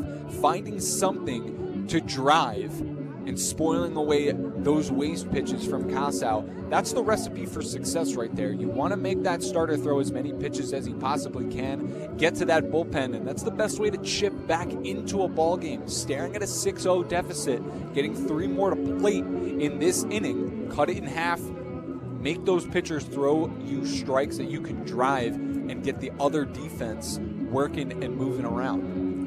And that puts a cap on the D1 debut for Jackson Kossow, a man that dominated the JUCO level D2 Region 15 Pitcher of the Year, a 1.51 ERA that was top 3 nationally in JUCO. Settled in pretty well in the first 2 innings, then the third inning just lost some control, and the Fordham Bats finally get to him. 3-pitch repertoire. That slider definitely lost a little bit of command. Didn't have quite the touch. Was kind of yanking it over into the left batter's box.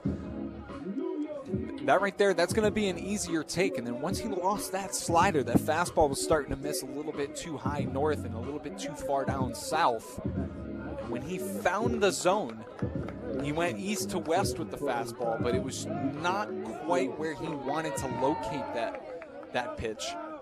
And we saw it with Bucciero and Dieguez, some 2 hard-hit balls and 3 runs later.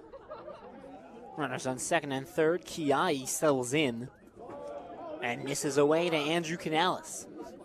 So entering for Iona, it's the righty. Staten Island native, went to high school at St. Peter's. Again in that CHSAA circuit in New York City. Second appearance on the season. Line drive from Canales. Foul over the netting.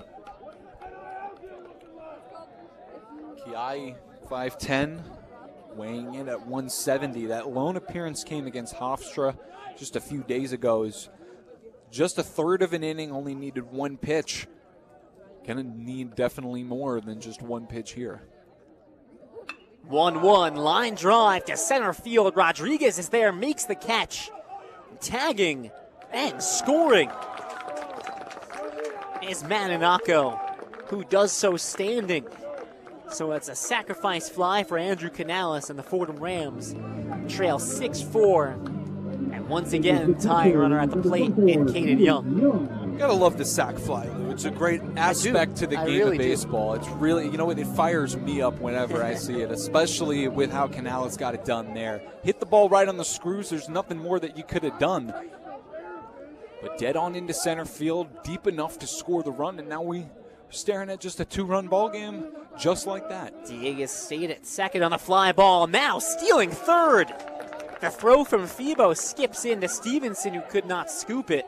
I don't think it would have mattered. A great jump from Dieguez, stole it cleanly. It was kind of a partial delayed steal there. Dieguez did not run on first movement, took a half secondary lead, and then took off. Could have been the result as to why that ball was in the dirt. And then Kiai nails Caden Young square in the rear. So the tying run aboard at first base. And it's the 9th batter of the inning, Jack Brennan, the shortstop.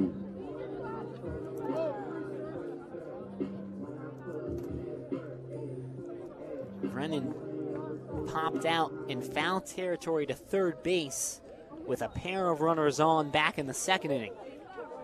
Brennan, the transfer from Bates College, he's got some wheels too. Career 38 stolen bases at Bates. High fastball misses the zone. Talk about this infield, the way it's shaking out for Fordham. Guys like Jack Brennan, Reed Lapicus. Fordham lost a lot of very talented infielders last season. They'll turn to a couple new additions to take over the helm. Fastball catches the outside corner, 1-1. We had mentioned Chris Gennaro, Nico Boza. Michael Taylor. Michael Taylor also graduated as well. They had a lot more experienced and depth at that all across the infield. But the guys they brought in last year who are now sophomores doing a great job of filling those roles. Fastball misses away. Think back to that error in the top of the second by Brennan that allowed 3 unearned runs to score. One thing that you could say of Gennaro, Boza, and Taylor, they were all fantastic defensive infielders. Very solid, very reliable. 2-1, off speed, misses high. And Kiai in danger of loading the bases. So number 9 hitter Tommy Markey on deck. Leadoff hitter Taylor Kirk in the hole. Markey gets an at-bat here. Fordham will have hit a round. 3-1 from Kiai. Catches the bottom of the zone. Brennan took a couple steps towards first base. David Gonzalez, the home plate umpire, did not concur that that pitch was low. It seemed like it did clip the zone. Got him right at the knees there. It's a tough pitch. It's borderline. Full count. Runners go. Swing and a miss. Kiai escapes further damage. But nonetheless, the Rams plate 4. It's the 2 RBI double by Matt Dieguez that stands out. It's a 2-run ball game. 3 innings in the books. And now we will head back to the Rose Hill Studios. It's a one-on-one scoreboard update with James Birle. The one-on-one scoreboard. College baseball, the West Virginia Mountaineers look to extend their early undefeated record and root to an 8-0 start with a healthy 7-3 lead over Ohio after 7 innings. Talking ACC, Louisville trail the Butler Bulldogs at home 8-5 as Virginia Tech and James Madison are knotted 2-2, both of those through the 4th inning. In softball, number 13 Texas Tech comes to life with a 4-run second inning to make it 4-0 over North Texas in a Lone Star State matchup after 3. A few heavyweight tilts early in the season as number 11 Georgia visits Clemson. That one just getting underway, and number 24 Liberty plays host to number 17 Virginia Tech. First pitch there at 5 p.m. Mets and Yankees both in spring training action. The Yanks take down the Cardinals 7-0 in Tampa. Catcher Austin Wells with 2 RBIs and pitcher Will Warren with no earned runs through 5 innings. The Mets, however, on the losing end of a trip to Jupiter, they fall to the Marlins 4-1. Fordham fans, don't go anywhere after the conclusion of this one. Both men's and women's basketball will be in Atlantic 10 action tonight. The men will be in Southwest Virginia to take on the George Mason Patriots as the women host LaSalle at the historic Rose Hill Gym. Both of those are tipping off at 7 p.m., and you can find them right here on WFUV Sports. We'll send you back to Houlihan Park for this Battle of the Bronx versus New Rochelle. With the one-on-one scoreboard, I'm James Birle.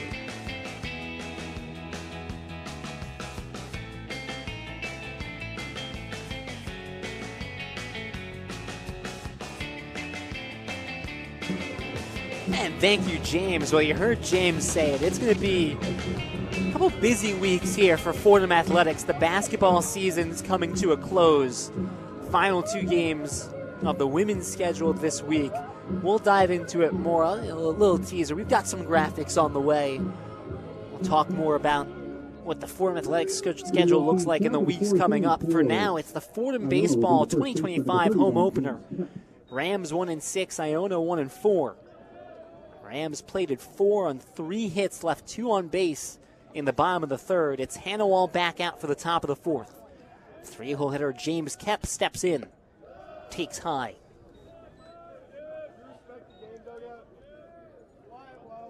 Kemp reached base and scored back in that loud second inning for the Gaels. Flew out to left in his first trip. Sends a high pop fly into foul territory along the first base line. It's off the glove of Dieguez and then rolls into the Fordham bullpen. It's definitely one that Hannawald's going to want to get back, but a tough play. Good effort nonetheless there by Dieguez. Not a lot that you can do there. He's feeling the fence out with his glove. You want to prevent any collisions. We're only 8 games in right now. Got to hold on to as many guys as you possibly can. It's a long season for Fordham, looking to make their first appearance in the A-10 tournament since 2019. They won the A-10 title in 2019, and it's been tough sledding ever since. Hannawall tugs the fastball, misses way wide.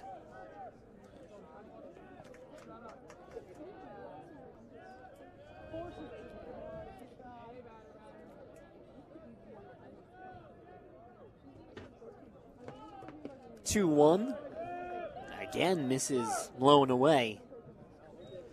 Well, Hannawall was terrific in the 3rd inning. Bounced back with a very quick 1-2-3 inning. He's working behind on Kemp right now. Kemp flashes the bat and goes around. That one may have clipped the zone as well. Either way, a full count. Kemp's had a pretty impressive, steady jump each year. 270 his junior year, 295 his senior year, and now over 360 in terms of batting average. Hannawall misses way outside, puts the leadoff hitter aboard. James Kemp works his 2nd walk of the day. It's Hannawall to face 3-4-5 in the Iona lineup. He walks Kemp. Now it's the cleanup hitter, J.C. Frias. The Rams did have some motion in the bullpen in their half inning for the 3rd, and it looks like someone will get moving. Confirm that in just a little bit. But someone is active and throwing. It's a right-handed pitcher. Frias Half swing, right back to Hannawall. Fires to second for one. Throw on to first, not in time. Lapikis just couldn't nab Frias down the first base line. Either way, a fielder's choice. And the first out of the fourth. It's a good decision there by Hannawall, though. The ball was hit hard enough for him to make a play at second base. The goal is to always get the lead runner wherever you can. And that was a close play down at first. They'll definitely take that first out. Double play is still in effect. No replay review here at Houlihan Park in the Atlantic 10. Frias leads off at first. Zolo at the plate for his third at-bat. Takes the first pitch strike. Anthony Zolo, a local kid, too, as well. Monroe, New York, hometown. Went to Don Bosco Prep in Ramsey, New Jersey. Tallied 4 hits in their most recent series that the Gaels had against Hofstra. Hard line drive, back up the middle. Takes one hop in front of Mackey. Going first to third is Frias. Head for a slide, he gets in safely. A single for Zolo. Frias goes first to third. Iona threatening here in the fourth with just one away. That's good hustle there by Frias, too. Playing deep in center field there for the Rams. That was Tommy Markey. Not going to nearly have enough on a throw to throw out Frias there. Heads up jump, good secondary lead. Head down as soon as he hit second base, and the determination was to get to third. And the Gaels an opportunity to get one back after the 4-run Fordham half. Runners on the corners, one out. Thebo takes away.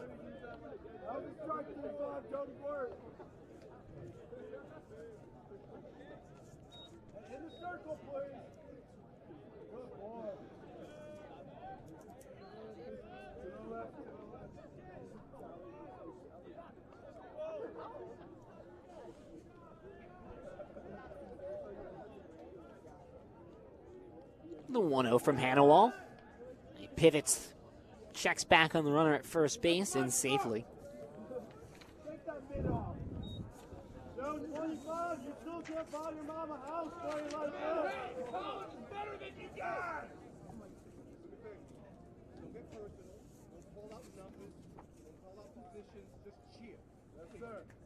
Oh, the umpire, home plate umpire David Gonzalez, gonna walk back to the fans behind home plate, and a stern warning to the fans who, to put it simply, have been quite mean to the Iona Gaels so far in this one. A little rowdy.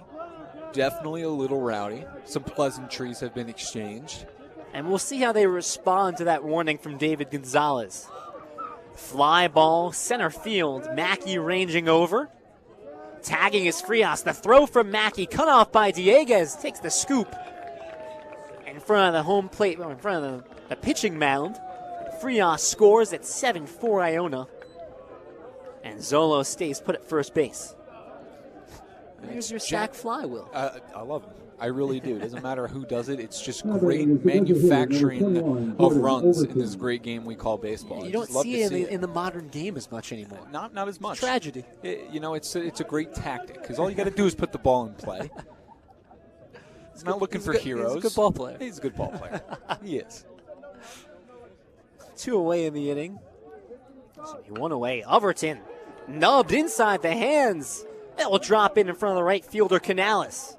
Fires in a throw to keep Frias at second base.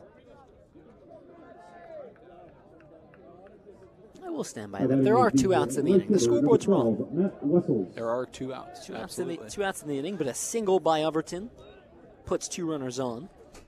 And in the Fordham bullpen as well, it's Jack Clark, the graduate student out of Portland, Maine. Transfer from Skidmore. He's getting up and running the Fordham pen. Wessel's at the plate. Double in the second inning. Fielder's choice in the third. Steps up with 2 runners on. And takes a fastball high. One thing that just dawned on me, remember the whole discussion, I may have been last year or the year before, of the arm barn. The arm barn, yes. Not the bullpen, it's the arm barn. Motivated by PETA. who didn't like bullpen because the animal bull, the insinuation. Cut and the miss by Wessels on the off-speed pitch away. There's a couple avenues where they're in that conversation. I think objectively, arm barn's pretty cool. At the same time, I don't think we need to change the word bullpen. That's just me. I think either work, to be honest. Yeah, you can use both. Whoever's down there is mutually getting exclusive. Line drive nabbed by Lapikis in the hole in second base. So Hanawa escapes further damage, not before the sac fly from Anthony Febo. Iona back out to a 3-run lead. It's 7-4, heading into the home half of the fourth inning.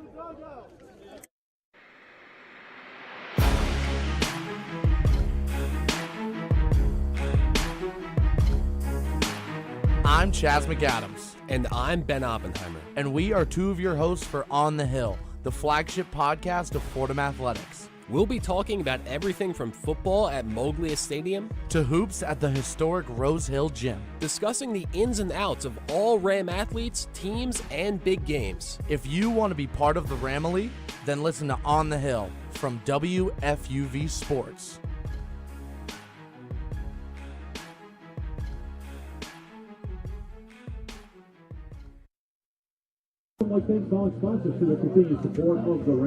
Back with you here at Houlihan Park, the 2025 Fordham Baseball Home Opener. New Orlando will Tallant. It's the Iona Gaels, a 7-4 lead as they tacked on a run thanks to a sac fly from the catcher Anthony Febo in the top of the fourth. The Fordham Rams played at 4 in the bottom of the third.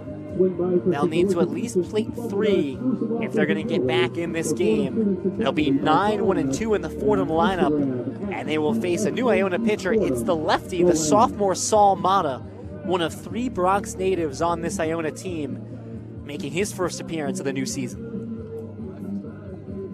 Left-handed pitcher, Saul Mata, as you said, Lou, out of the Bronx, another local guy, standing at 5'10", weighing in at 200 pounds. This will be a new test for the Rams. Haven't seen a lefty yet today, and the third arm in just the last half inning alone. But circling back into Mata, his freshman year, he appeared in 4 games out of the bullpen. Career high of 2 strikeouts in his first appearance against Western Carolina back last year. He attended All Hallows High School here in the Bronx. Favorite athlete is Mariano Rivera. So lefty on lefty matchup here between Mata and Markey, rather. Fastball misses high. A day done for their starter, Jackson Cossow, in his D1 debut. 2 1/3 innings, 3 hits, 4 runs, 3 walks, and a strikeout. Kiai came in, shut the door with 2 outs. Mata clips the inside corner, 1-1. Nice job. You look back by Nick Kiai, what he did in that 3rd inning when Cossow worked into trouble. Got 2 quick outs as Mata misses inside on Markey.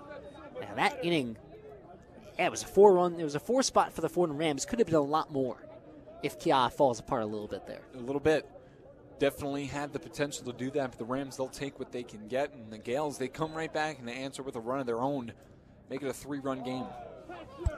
Fastball misses away. Mata behind on Markey, 3-1. Already some jeers coming from our fans behind home plate. We'll see if we hear anything else from home plate umpire David Gonzalez. Issued a warning the previous inning. 3-1 from Mata. Fastball misses in. Leadoff walk for Markey. For the second time today, as the leadoff hitter, he's reached base. You gotta love that too. Making the new guy work is what you need to see, and especially out of the 9-hole. Can't preach this enough. Some individuals don't believe in the second leadoff guy. I'm not one of those people. I think it's a very valuable thing to have. And Markey playing like that right now and setting the tone for 1, 2, and 3. Top of the lineup as the right-hander Taylor Kirk steps into the batter's box, takes a pitch high and away.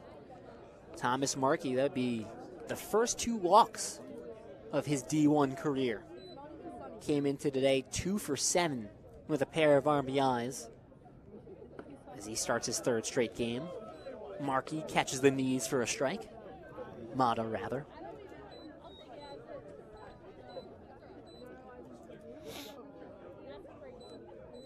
Kirk a single back in the loud third inning for the Rams and a fly out to right back in the first.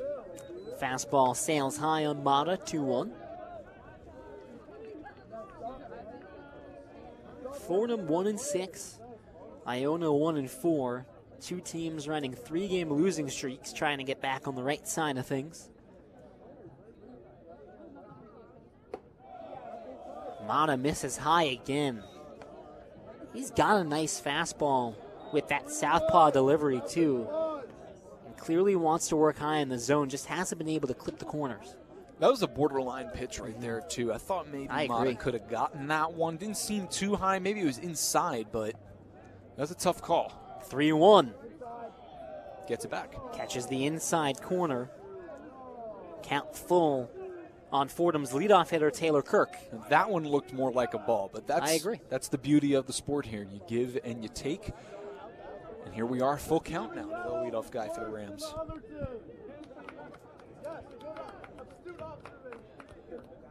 Full count pitch. Misses up and away. Back-to-back walks surrendered by Saul Mata. Fordham Rams, 2 aboard, no outs. Reed Lapikis. Third at bat of the day as Anthony Febo will walk out to the mound, have a quick discussion with his lefty reliever. Lapikis at the dish, Bucciero on deck. Bucciero's RBI got the Rams on the board back in the third inning. Lapikis 0 for 2 so far. He's had a couple good chances, especially in that third inning. Stepped up, but 2 runners on, and ended up popping up to second base. Another good opportunity here for Lapikis. Wouldn't be shocked if he at least attempts to lay one down, move those runners into scoring position. Corners are in for the Gaels at first and third. Runners on first and second, no out. Lapikis drops a bunt down the third base line. It's fielded by Mata, throwing the run, not in time. Off the back foot, Mata tried to field that one, spin and throw. It's an infield single, an infield bunt single for Reed Lapikis. And just his third hit as a Fordham Ram. And Lou, that did get a little dicey there for a second, but it did work out for Lapikis. You want to try to get that ball down. You get a little nervous when the bunt goes up before it goes down. It had some airtime under it, but landed safely. And after that, there was no chance of getting the speedy Lapikis down the line. Especially with the third baseman in as far as he was. Bases juice for Bucciero, takes inside. Tying run in the form of Lapikis on first base. Excellent speed on the bases. It's Markey, Kirk, and Lapikis. Third, second, and first. Bucciero at the plate. Fastball, ooh, just missed. Not sure where. Bucciero ahead 2-0. Another golden opportunity here for the Rams and Daniel Bucciero, and he's starting this at-bat off strong in a very favorable hitter's count at 2-0. And once again, another big hole on the right side of that infield. Swings the 2-0 pitch, got jammed a bit, skies it to right field. Caught by Wessels, tagging up and scoring easily is Markey. Advancing to third is Taylor Kirk. Lapikis stays put at first base. Rams get one back. It's 7-5 Iona. One out in the inning, and Madanako up to hit. Daniel Bucciero doing a very nice job in that 3-hole. You'll definitely take him. Once again, a sacrifice fly. Got jammed a little bit. Thought maybe it could have fallen, but Bucciero does have a lot of pop in his bat. He'll take the run, though. This is now, once again, a 2-run ball game. Runners on the corners now for the Rams. Akko has reached safely in his first 2 plate appearances. And takes an off-speed pitch at the knees for a first pitch strike. Akko hit by a pitch in the second, walked in the third.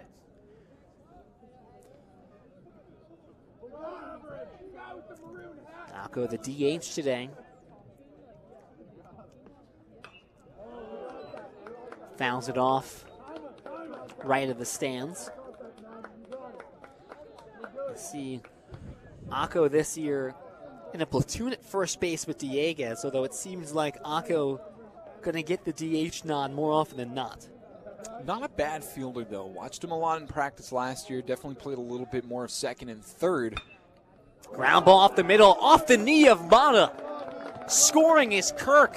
Reaching safely is Maninako. It's a one-run game in the bottom of the fourth.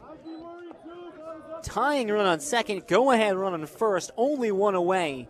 And Matt Dieguez to the plate, fresh off that 2 RBI double in the third. And not a lot you can do there for Saul Mata. You made a good pitch on the ground, too. Could have got you out of this inning, especially where the middle infielders are shading. But just a little bit unlucky for the Gaels. Very lucky for the Rams, though, as they hold both base runners on first and second. Another opportunity to tie this ball game up. First pitch swinging Dieguez. Sky down the right field line. Wessels gives a chase and makes the catch along the foul line. Both runners will tag. That is a fantastic play by Wessels, who ran from straight on right field all the way down to the white line that marks the end of the wall on the bullpen. A lot of ground to cover there, too, as well, Lou. And as we were talking about it before, the amount of foul territory makes up for more ground that needs to be covered here at Houlihan Park. He did an excellent job of tracking him down. A nice, strong throw as well into the infield, albeit both runners did tag up and advanced. And another opportunity here for the Rams to get some two-out magic. Infield back, off-speed pitch misses away. And Andrew Canales at the plate, a chance for some clutch two-out hitting. Tying run at third, go ahead at second. Fordham trails 7-6 in the home half of the fourth. 1-0 to Canales. Fouls it right. This is a tough lineup for Saul Mata to face. 1 through 8 in the order, all right-handed. And you get a lot of talented right-hand hitters at that in the heat of this, in the heart of this lineup. 1-1. Off speed, clips the outside corner. Strike 2. And if you're Canales here, Lou, you've got to protect. Keep spoiling away pitches that the middle of the lineup has been able to do all day. Get a pitch that you can drive. You do have the matchup lefty on righty here, and just try to find a way to sneak another run across. Mata deals. Tapped foul in front of the Iona dugout. Third base side.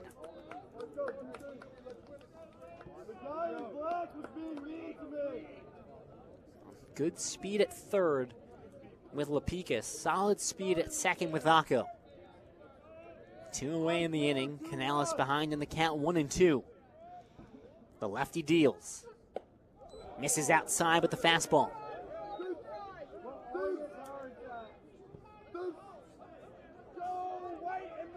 2-2 count.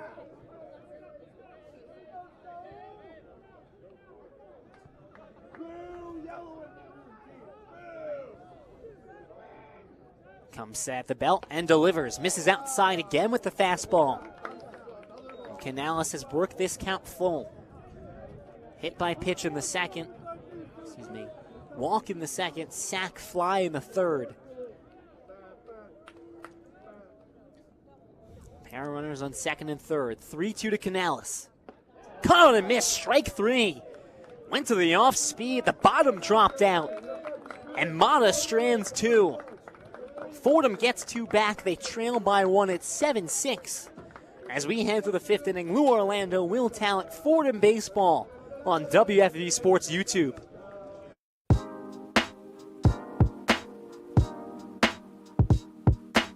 Hey sports fans, it's Bobby C. I'm the sports director here at WFUV.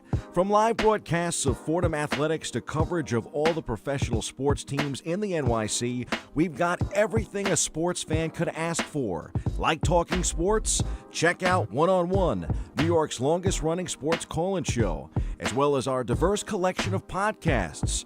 If you're a Fordham student interested in joining our program, feel free to shoot me an email, bobbyc@wfuv.org. And as always, thank you to all of our listeners who support us every week. 90.7 FM is the home of WFUV Sports.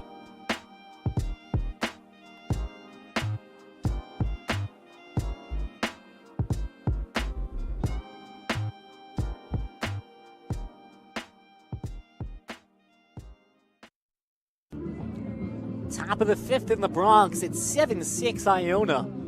Fordham gets 2 runs back on 2 hits. They strand 2 in scoring position. And we got a new pitcher on the Fordham side. It's the graduate student Jack Clark. So the day is done for the freshman Chase Hannawell. 2 1/3 innings, 3 hits, 2 runs, 1 earned, a pair of walks.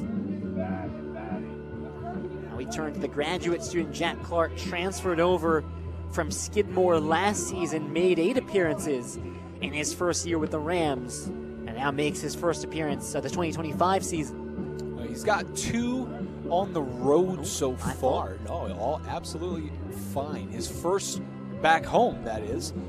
1 inning pitch, 3 hits, 4 earned runs, 3 walks, and 3 strikeouts for Jack Clark. And as we said before, 6'4", 225, big frame on the mound, and as Lou said, came from Skidmore College. Very effective, can be a very effective arm. Doesn't throw overly hard, probably sits around 84 to 86 miles an hour with a few different breaking pitches and a changeup to go along with it. Brushes up and in on the shortstop Mora. Mora fouls off the next one, 1-1. 9-1-2 in the Iona lineup set to come up here in the 5th. Big damage so far for Iona came in the 2nd inning. They hit around, plated 6 runs.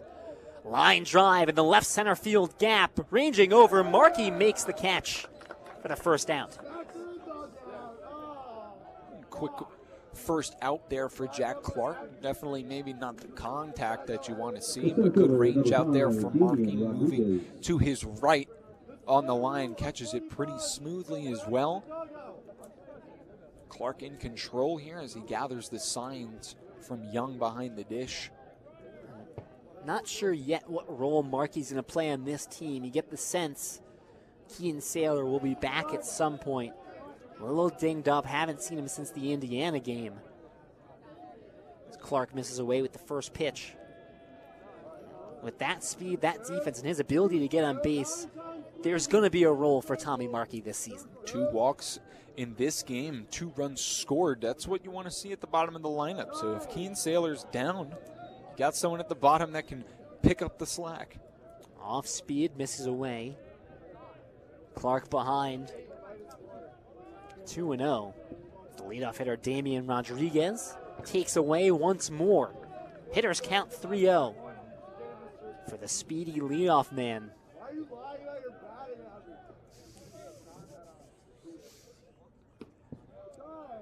Clark, 4 pitches and a base on balls to the leadoff man.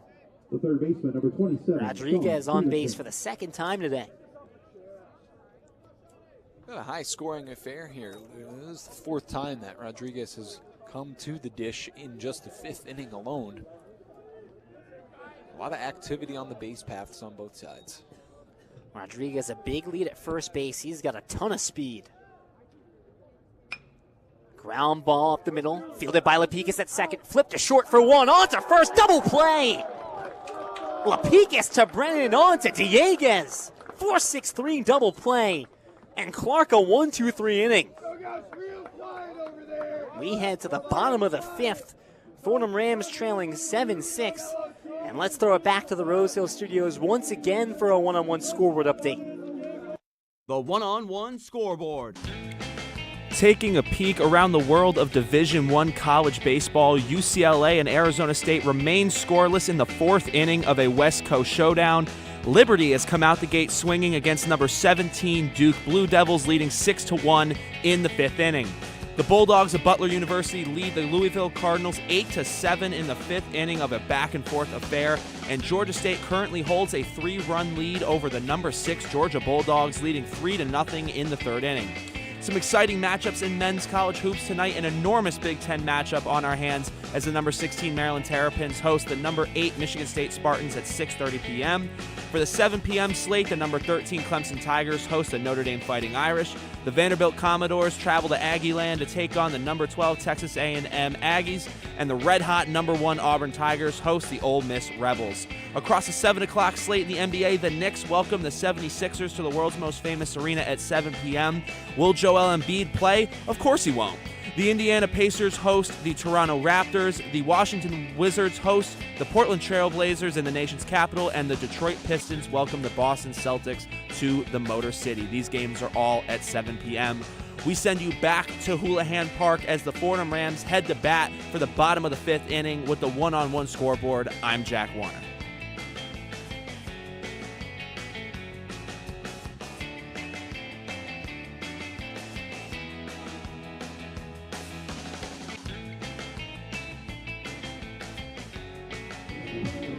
Back with you after some lovely updates from Jack Warner. And it's a new left-hander on the mound for the Iona Gaels. It's Ronald Rocky, listed as number 55, wearing number 17 today. The senior from Fresno, California. You want to talk about big frame, 6'3", 210 pounds, and a pretty strong fastball at that. Transfer from Santa Clara. As you said, Lou, from Fresno, California. Big left-handed pitcher. Attended Central East High School in California. He's made 2 appearances so far this season, an inning in both of those, one of them coming against Coppin State and the other against Hofstra just a few days ago, where he surrendered 3 runs on 3 hits, striking out 2. 7, 8, 9 in the Fordham order. Caden Young, the freshman catcher, takes low to start his at bat 1-0. Ronald Rocky, the only D1 transfer on this Iona roster. David Rodriguez calls time, the home plate umpire. And Rocky will toss that baseball into the Fordham dugout, gets a new one. Rocky spent 2 years at Santa Clara, redshirted in 2024. His freshman season, 2 2/3 innings, 2 runs, 7 Ks. Good numbers at a pretty solid athletic program all the way up and down. Misses low at the fastball.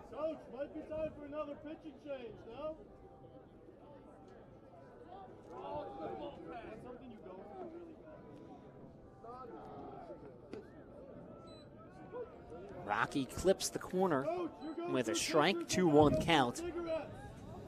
For Ronald Rocky, this is his 4th college in 5 years. Spent his freshman year at Reedley College, transferred to Fresno as a sophomore, last 2 years at Santa Clara. Now comes over to the East Coast for the first time to spend his senior season with Iona. He walks Caden Young. Now batting is the shortstop, number It's the 4, 3rd time that Young has Brennan. reached base so far today. Reached on the fielder's choice in the 2nd inning, hit by pitch in the 3rd, and now the walk in the 5th inning. And for the 3rd inning in a row, Lou, the leadoff base runner has reached for the Rams. I think, isn't it 4? It might be 4. I think it is 4, actually. I miscounted. It is 4. Showing bunt is Brennan, gets it down the 3rd base line. It's Febo fielding it from his catcher position, not in time. Infield bunt single for Jack Brennan. 2 runners on for the Rams, no outs, and Tommy Markey coming up to hit. Say what you want about small ball. I know that's not necessarily the direction that baseball is headed in, but it definitely still can be effective, as we saw it there just now. Brennan drops one down, reaches first base. It's the 2nd bunt single for the Rams today, and just like that, very quickly, there are 2 guys on base for the Fordham Rams. And there's a little bit of a conference now at home plate. I wonder if that is Gonzalez talking with head coach Connor Burke about interference, and Gonzalez will signal in both umpires in the field. And it did seem, though, Lou, that Brennan flipped his bat. It didn't interfere, but it could have been some kind of interference from the angles of the other umpires in this conference. I don't really know, though. And they'll take a look at it, or they'll discuss with each other just to the right of the pitcher's mound. It was an excellent bunt by Jack Brennan. Perfectly placed down the 3rd base line. And they're going to keep Brennan at first base. One of those bunts where too shallow for the 3rd baseman to come in and get it. It's a long run for the pitcher. And the catcher still has to come out quite a ways down the 3rd base line to field it and then make a throw. Doesn't get much better than that. Yeah, perfectly placed. Didn't have a lot of mustard on it, and that's all it needed, though. That catcher still has to find a throwing lane and just came up kind of short. Brennan also with respectable wheels of his own. Lefty-lefty matchup between Rocky and Markey. Fastball misses away. Count starts at 1-0. Markey's had an excellent day, reached base safely with a pair of walks. Young at second. Brennan at first. Markey shows bunt, sends it right back to the pitcher. Flips it over the head of Frias at first base. Here comes Young. He will score. Advancing to third is Brennan. Markey all the way to second base. A critical error by the pitcher, Ronald Rocky. Ties this game at 7, and Fordham has 2 runners in scoring position. That's why small ball is so beautiful, Lou. At least I think so. You drop a second one down in consecutive at-bats, this time just to advance the runners, and sometimes you need a little bit more PFPs. Rocky couldn't quite get the throw down. The second baseman covering the bag overthrows it into right field, and now the Rams not only have a run to cross this inning, but 2 in scoring position. Leadoff hitter, it's the right-hander, Taylor Kirk. Singled in the third, walked in the fourth. A chance to give the Rams their first lead of the night. Runners on second and third, tied at 7. Kirk shows bunt and whiffed. Behind in the count, 0-2. Iona still searching for the first out of the inning.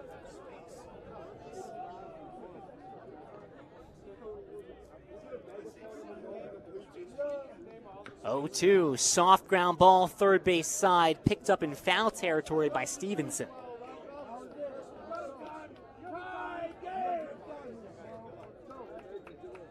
Fordham at one point trailed in this game 6-0.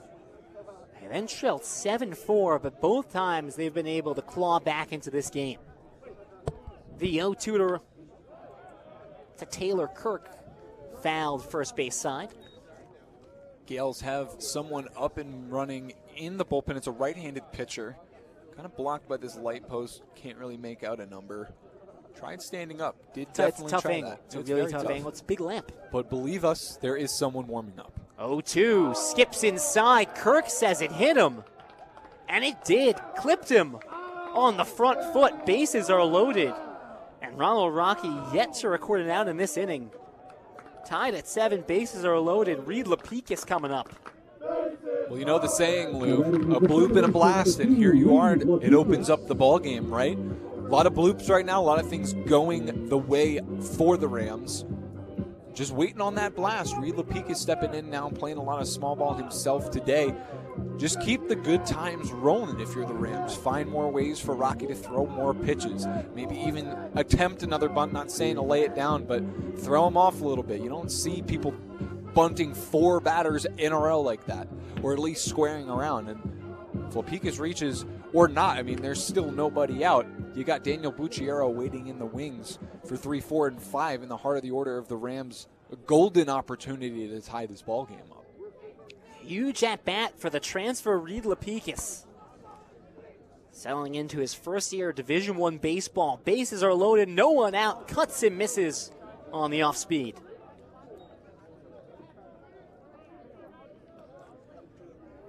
A quick correction for myself. The game is tied, so they have a chance to take the lead now.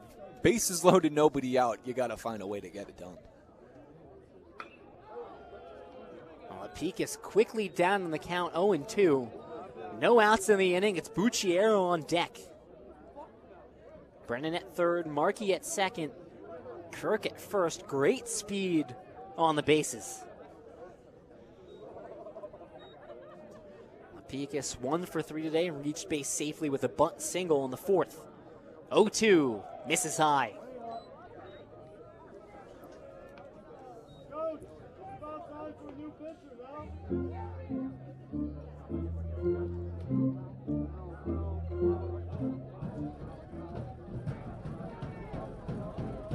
A 1-2 to Lapikis. Fastball up in the zone. Did not get the call. Count back even 2-2. Lapikis, Rocky rather, has excellent strikeout stuff. The command has been an issue at times. Bases loaded. 2-2 count. Line drive down the right field line. Tailing foul. Bounces into the brushes. We're seeing it once again, Lou. It's not just the heart of the order, but everyone in this Fordham lineup finding a way for each of the Iona pitchers to throw them a pitch that they want to hit and that they can get a handle on. Just find a way to put it in play, get something across here, take your first lead of the ball game. Lopika's doing a great job of making Rocky throw a lot of pitches. He's going to have to be really precise in a pretty imperfect inning so far for the lefty. No outs in the inning. A good contact bat in Lopikis. Takes inside, strike 3. Caught the corner. Lopikis goes down looking for the first out. It was a great pitch there by Rocky. Painted that inside corner with the fastball right at the knees as well. Excellent location. Dials him back into the game. A huge lift off the shoulders, but a bigger obstacle to climb now in Daniel Bucciero. Fordham star, their best hitter, Bucciero at the dish.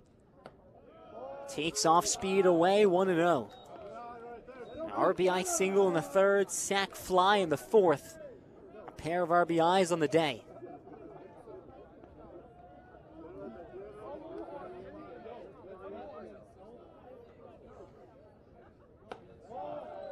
Fastball away, 2-0. Left on right matchup. The southpaw Rocky, the righty Bucciero. 1 through 8 in this Fordham lineup, all right-handed. 2-0. Bucciero cutting to miss. Took a little off that one. Got Bucciero out in front. It's a great comeback pitch there from Rocky. Take a little bit off. Create the imbalance, and now Bucciero down a little bit. Rocky's 2-1. Jammed him inside. High pop fly. Drifting foul. It lands safely in the trees right at the Fordham bullpen.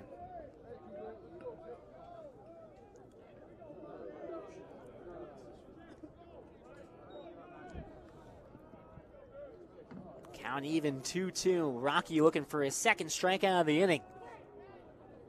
He deals. Jammed him inside once again. High fly ball. In right field, standard depth. Tagging is Brennan. Throw cut off at first base by Kemp. Brennan scores. The Rams take an 8-7 lead. It's their first lead of the night. Advancing to third is Tommy Markey. An excellent job there by Bucciero. Definitely not the result that he wanted on that kind of pitch. It was a pitch that he could have driven into the gap, but nonetheless, another sac fly, and the Rams' first lead of the ballgame. Runners on the corners, 2 outs. For Maninaco, a chance to extend this Fordham lead. Here in the 5th inning, the bottom of the 5th, Fordham has taken their first lead of the ballgame. It's 8-7 Rams as Fordham looking to celebrate their 2025 home opener. Rocky comes set at the belt. He deals. Going was Kirk, but fouled away by Maninaco.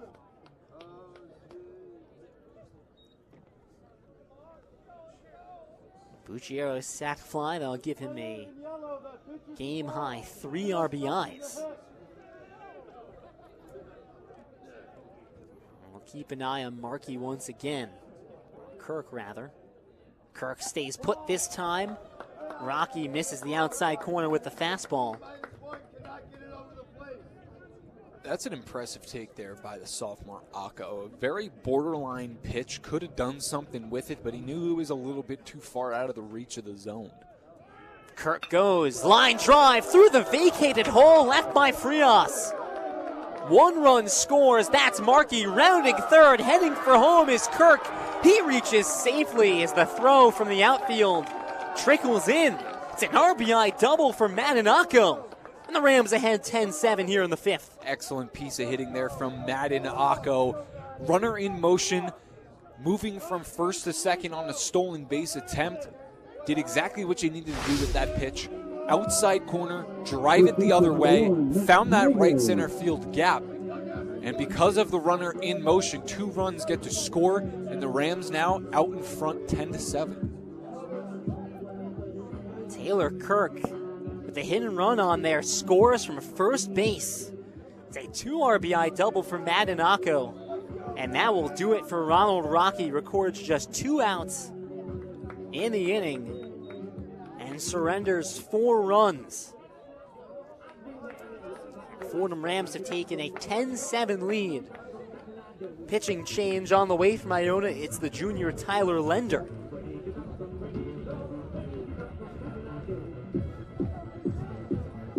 For Lender, a redshirt junior making his 2nd appearance of the season, after making 15 appearances last year. So back-to-back lefties from the Iona pen. Now they'll go back to the right-hander.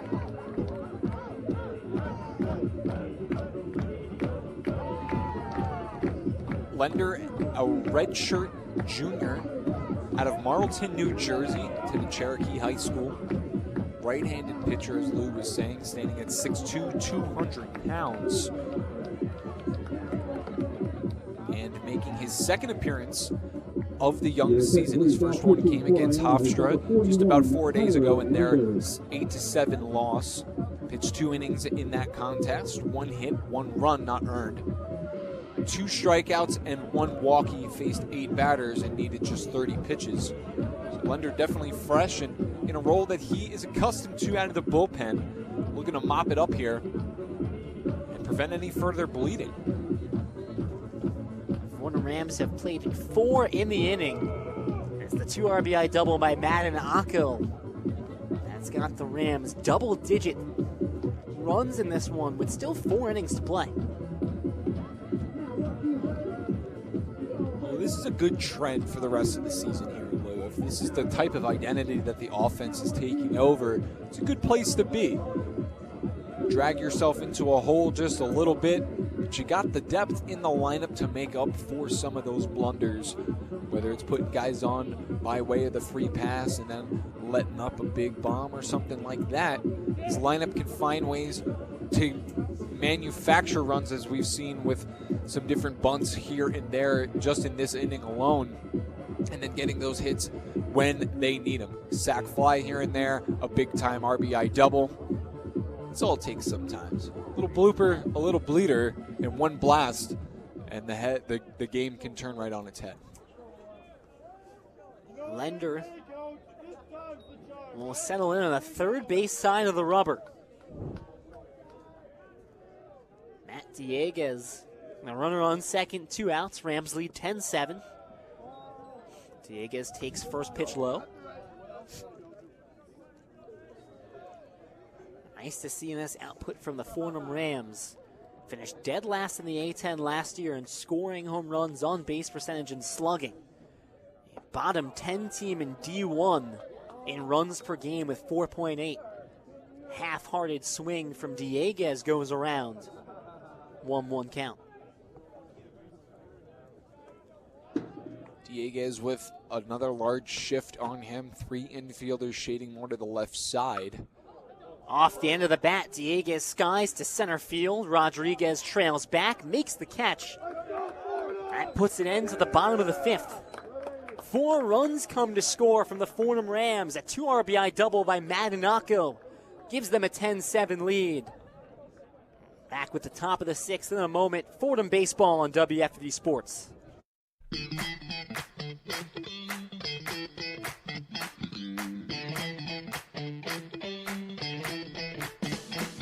Hi, this is Ben Oppenheimer reminding you to tune in to New York's longest-running sports call-in show, One on One. Catch One on One live on the WFUV Sports YouTube channel every Saturday from 11 a.m. to 2 p.m. and then later on 90.7 FM from 11 p.m. to 2 a.m. We'll catch you next Saturday on One on One.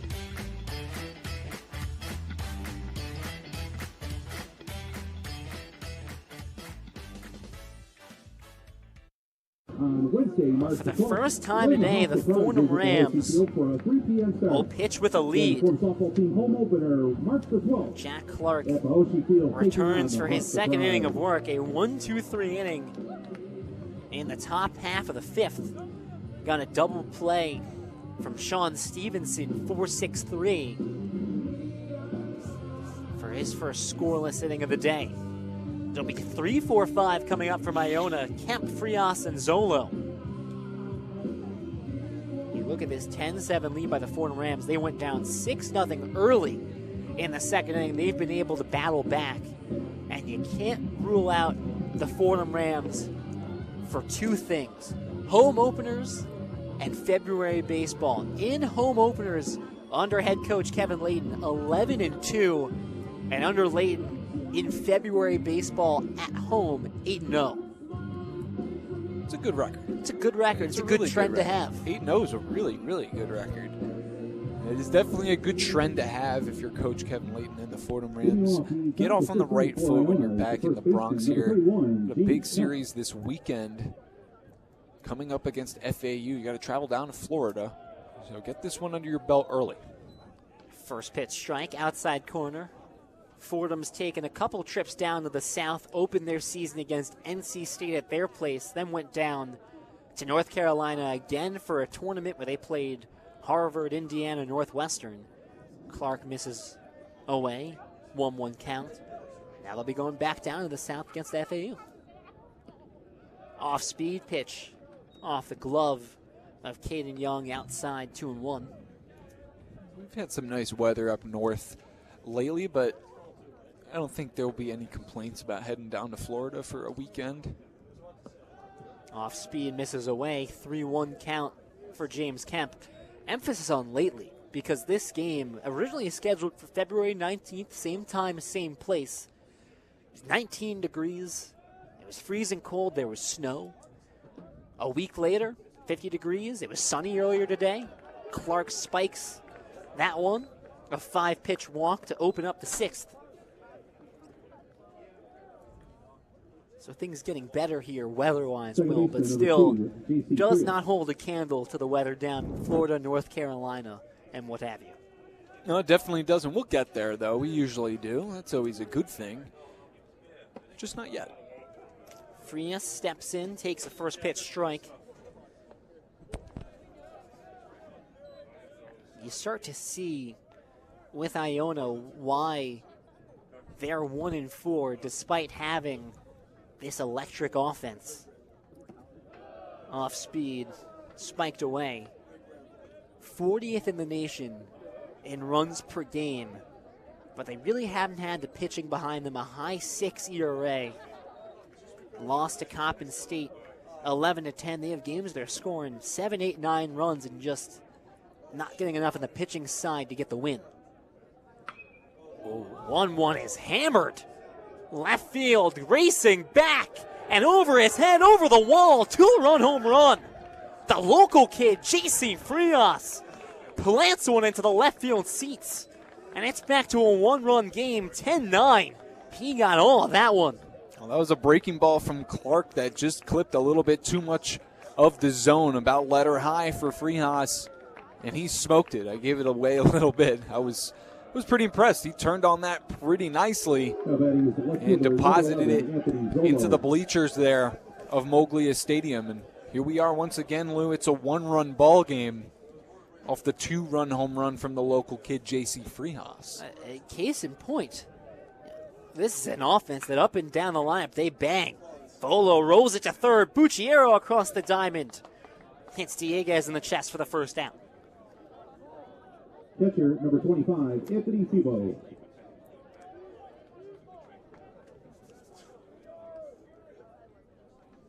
Frias just part of a long list of names in this Iona lineup that have come out the gate hot, have hit very well. You got 5 guys in this roster hitting above 300 through the first 5 games, this being the 6th. Clark misses away to Anthony Thibault with the first pitch, 1-0.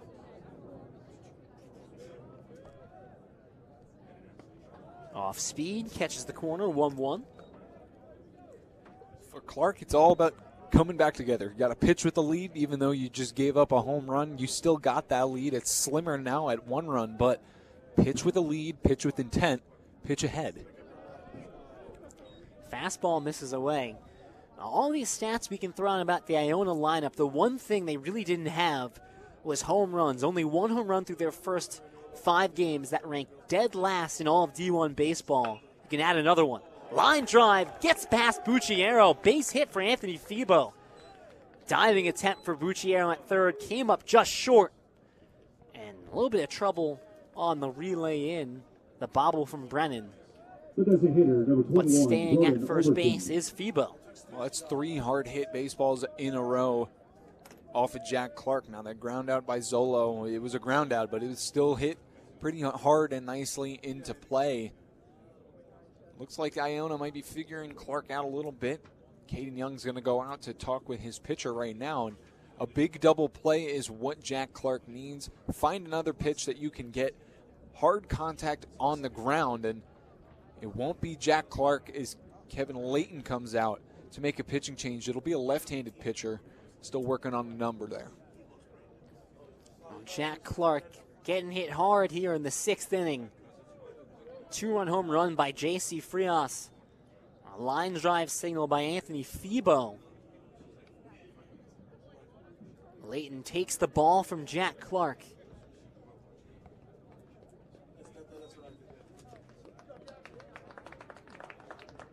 I'll turn it over to another arm out of the pen, and that's number 11, Bo Elson, the freshman southpaw.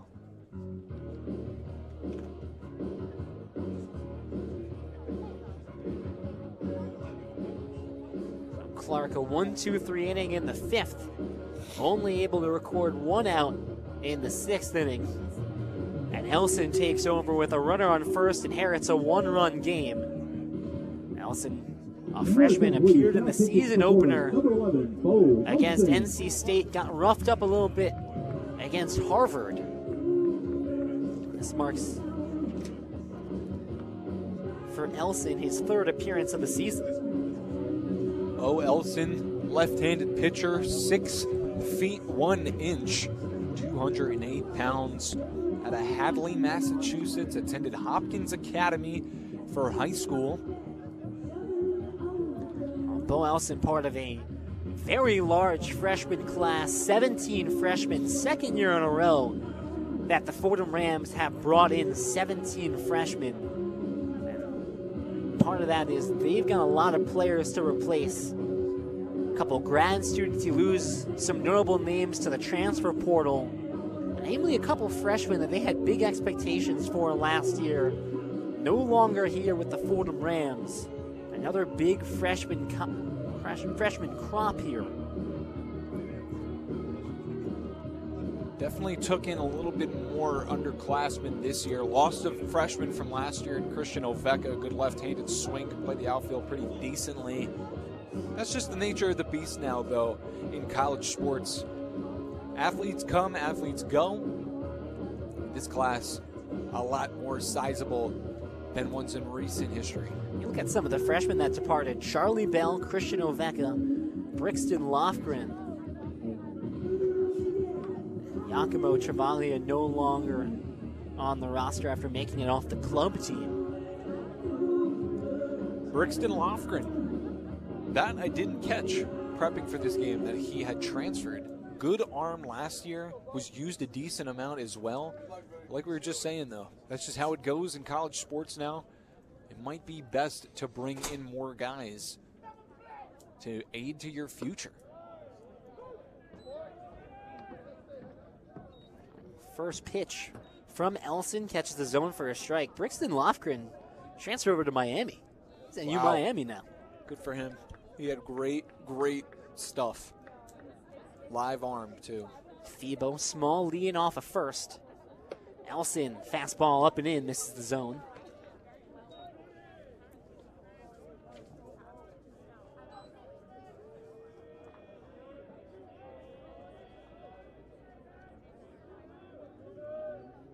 Elson comes set in an offset stance, front foot behind the back foot vertically. Smacked down the line, and that gets down. That'll be extra bases. Febo heads to third. Rounding first, heading to second is Overton. It's a stand-up double. Iona has the tying run at third, the go-ahead run at second, and there's just 1 out in the inning. Just not another not well-executed breaking ball at all. Elson leaves that slider a little bit too high in the zone. Overton does a great job keeping the hands inside with the matchup, lefty on righty. However,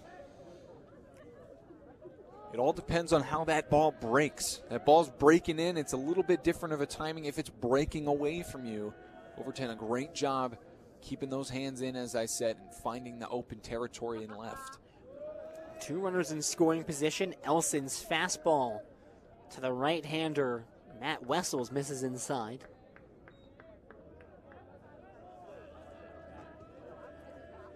This is Iona offense that's been lauded for its play to start the season. You're seeing why. Elson, strike at the knees with the fastball.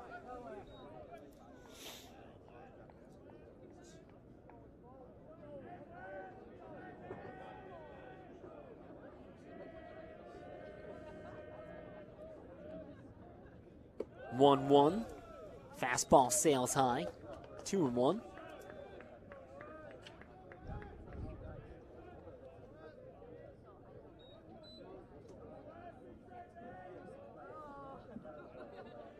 It's Febo at third, Overton at second.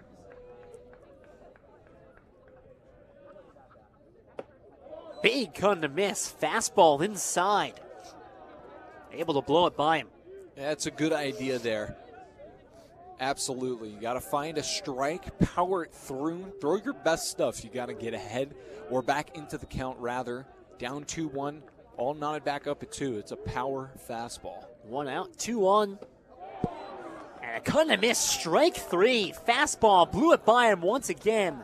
That's a big second out for Bo Elson, as he gets a much-needed strikeout of Matt Wessels.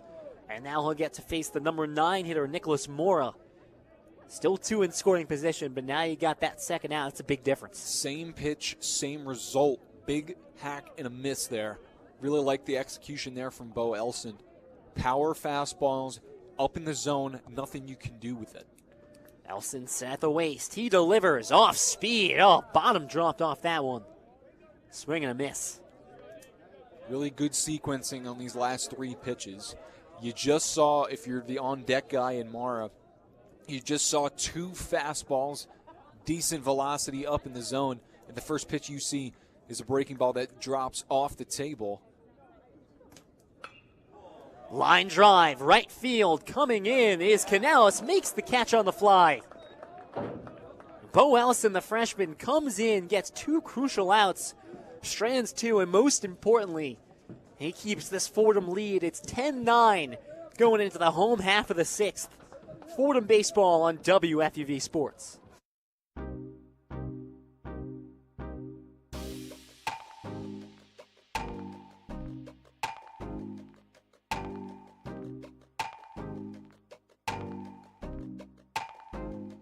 Hi, this is Michael Kay, WFUV class of 1982. WFUV is your home for all things Fordham athletics, with live coverage of Fordham football, Fordham men's and women's basketball, in addition to our Saturday show, One on One. Stay right here on 90.7 FM for all things WFUV sports.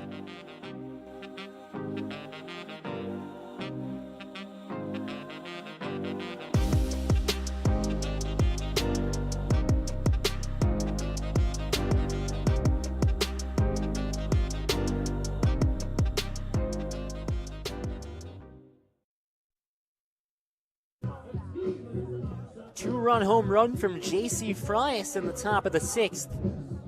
Cuts this Fordham lead to 1. It's 10-9 here in the bottom of the 6th. Fordham Baseball looking to get their second win of the season and their first win at home. It's the 2025 home opener. Tyler Lender returns for his second inning of work. How about in the road half of the 6th, Bo Elson shutting the door with 2 crucial outs to keep this lead for the Rams. Nice pitching from the freshman. Well, you love to see it. Exactly. You love to see it from the freshman. Gets put into a tricky situation. It's a great opportunity, especially being a freshman, to show that you have it.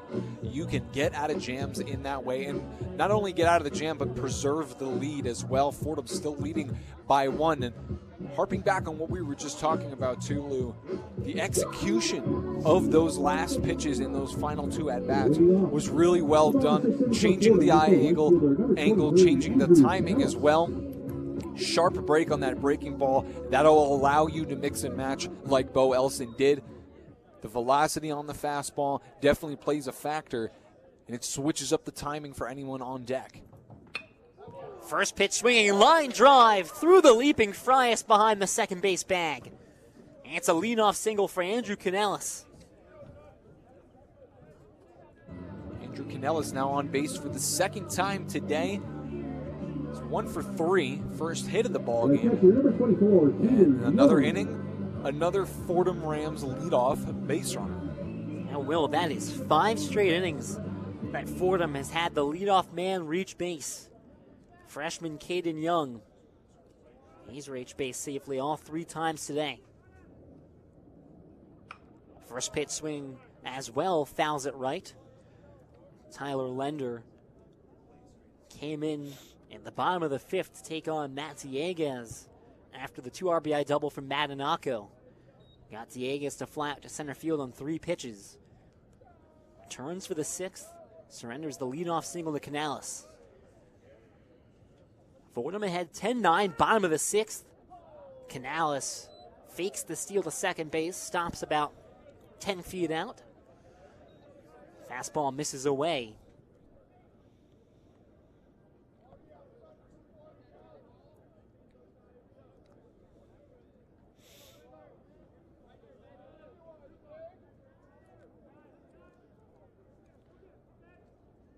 Young settles into the right-hand batter's box. Pickoff attempt from Lender, back in time. Is Canellis at first.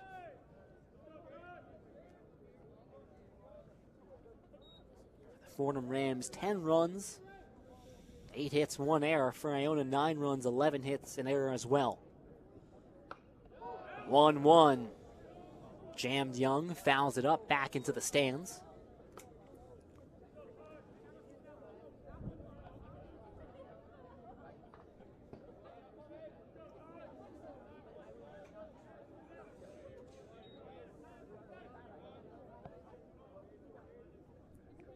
Caden Young looking to reach base for the 4th time today. Hit and run off the end of the bat. It will drop in safely for a base hit. Canellis stays at second. He ran back to first base for a second there as if he thought that one was going to get caught. It was not well struck at all, but it does drop in front of Wessels in right field. And Fordham has the first 2 batters aboard safely for their shortstop, Jack Brennan. Oh, very timely hitting there from Caden Young. A lot of space out there on the right side of the field in general. Finds a little number in on the hands, muscles it into right field. The Rams, once again, threatening early with nobody out. Rams up by 1, looking to add. Corners are in, middle infield back. Bunt laid down the third base line by Brennan. Stevenson throws across the diamond, in time at first base.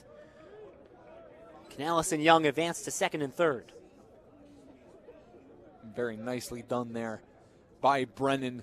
A lot of small ball today for the Fordham Rams. That was probably the best fundamental bunt that we've seen all day. It was a true sacrifice bunt. Hit perfectly down the line. Nice play on it by the infield to get the out. Now the Rams second and third with 1 out. How about another sac fly? A big chance for the freshman Tommy Markey. He's impressed today. Cut and a miss, off speed. Got him out in front.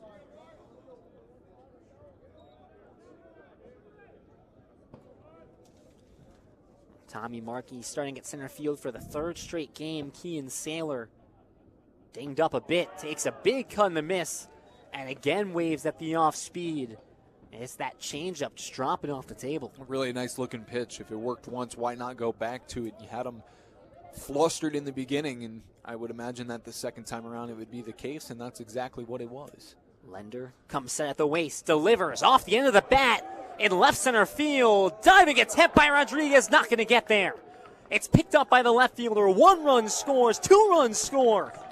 Markey slides in head first at second base with a 2-run double. Canellis scored. Young was right behind him as they both took off contact. And Tommy Markey's big day continues. It's just heads up baseball all the way around on that. Yes, you're absolutely running on contact. Outfield was a little deeper than they probably should have been, especially with the hacks that Markey was taking before. Once again gets an off-speed pitch, just throws his hands out it and forces it into play. And just like that, it's a 2 RBI double. Lender spins around, tries to pick off Markey at second base, had him leaning, not able to nab him. Lineup resets. For a 5th time today, it's Taylor Kirk. I'll tell you what, on that last play, Rodriguez made a great attempt there. He came up short, but just short of making that catch. He covers a lot of ground. Kirk shows bunt. Off and running is Markey. Head for a slide. He's in there. Swim move. And able to reach base safely with a stolen base of his own. There's a slight errant throw there from Febo, but it was on the right side of the bases where you need that throw to be. Very nice job to recover by Stevenson. Almost got him. An even better slide there from Markey, and now the Rams some contact away from another run. Runner on third. That one in for a strike. The fastball at the knees. Fordham ahead 12-9 after the 2 RBI double by Tommy Markey. Taylor Kirk at the plate. 1-1 count. 1 away in the inning. Off speed. Slider catches the corner. Behind 1-2. Plenty of speed at third base in the form of Tommy Markey. The entire infield playing in on the lip of the grass. 1-2. Fastball high. Doesn't get the call.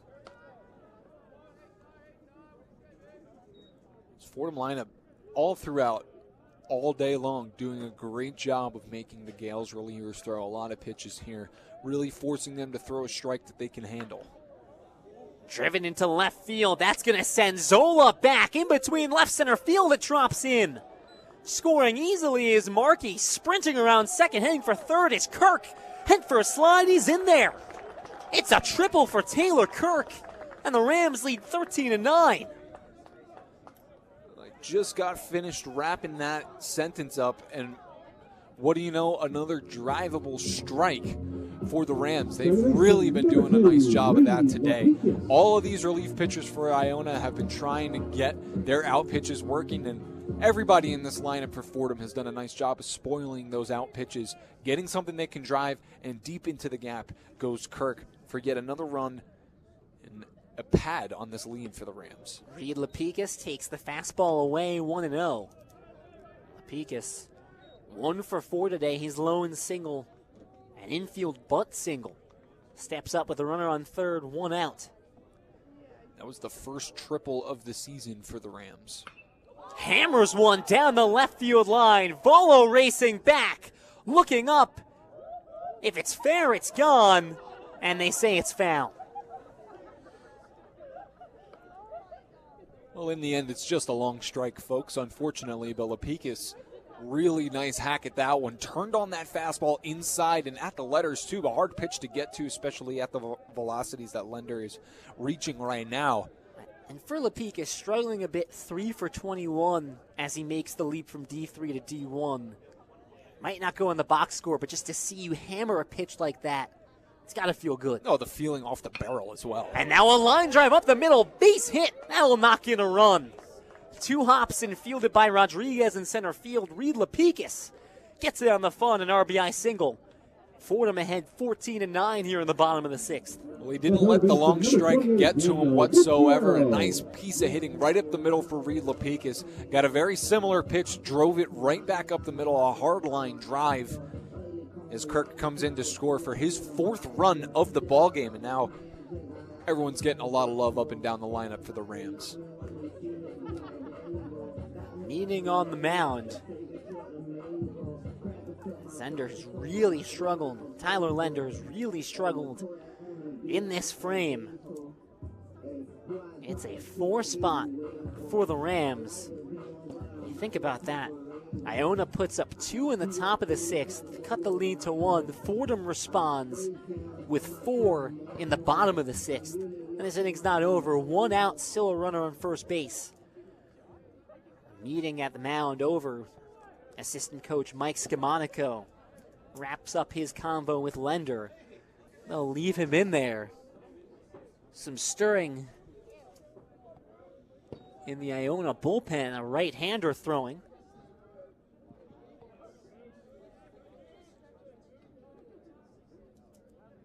Daniel Bucciero steps up. He's had a nice day so far. 3 RBIs. Grounder to short. Flip to second for 1. On to first. Not in time. This inning will continue. They nab Lapicus, the lead runner at second base. Good flip from Mora on to Frias. Could not get Bucciero at first for the double play. The designated hitter, number 6. Well, a good piece of hitting there from Bucciero. Not a lot you can do with that. Went down with the lower pitch and hit it into the ground. Hustles his way down the line to break up the double play and keep this inning alive for the Rams as they continue to send 7 to 8 guys up per inning. Madanako, cleanup hitter. Slider breaks across for a strike. 4 plate appearances for Madanako. Reached safely in all 4 of them. A hit by pitch, a walk, an RBI single, and then in the 5th inning, the 2 RBI double. Pickoff attempt at first base. Bucciero slides in head first, back safely.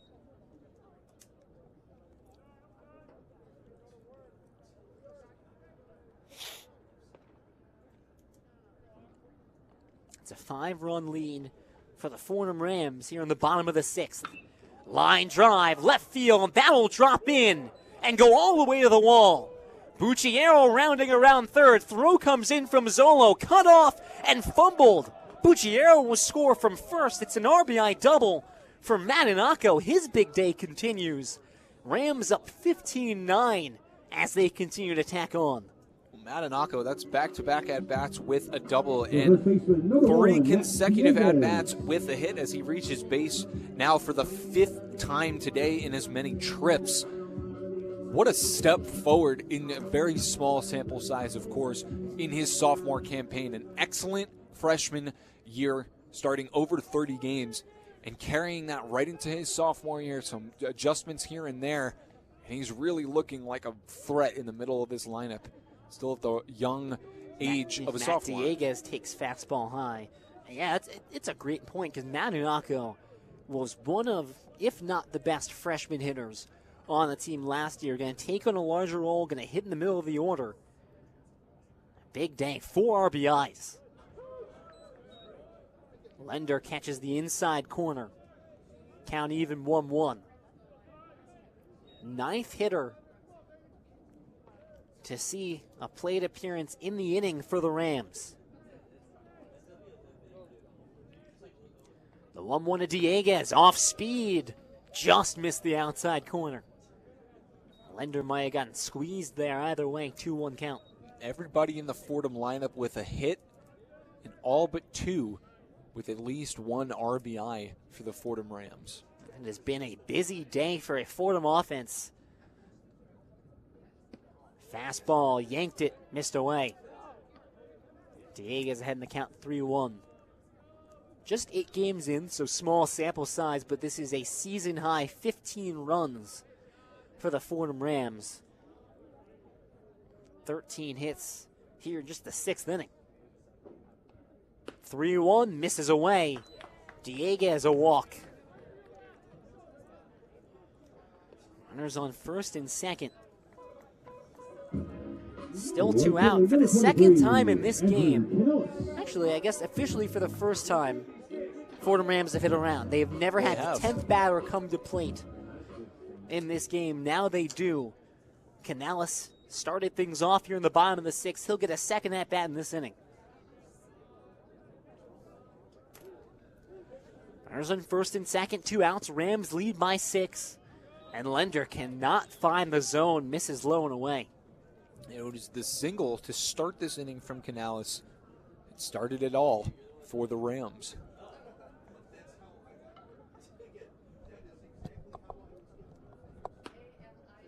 Misses away again. 2-0 count.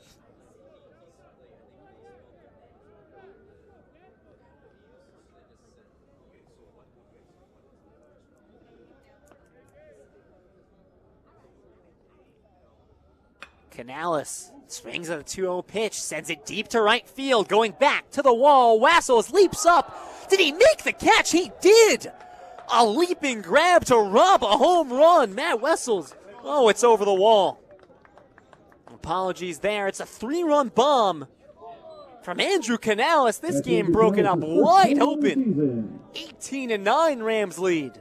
Well, I can see where the confusion came in, Lou. It did hit his glove, but it hit it right in the middle, and it bounced over the wall. And here's where the confusion. Canales comes back into play and gave a fist bump. And I read that as a celebration. Some people use fist bumps in frustration. Andrew Canales, a 3-run blast to right field. That's going to do it for Lender. He's allowed 8 runs in this inning. And the Fordham Rams in cruise control, up 18-9 here in the bottom of the 6th. That's a big blow right there for the Rams, too, Lou. That's what you needed. Go up by 9. You're one. It's a clean slate now, but you're 1 away from really putting this one in the rearview mirror after trailing 6-0. Now the Rams have the largest lead of the game by 9. The Gaels are going to put a new arm out there.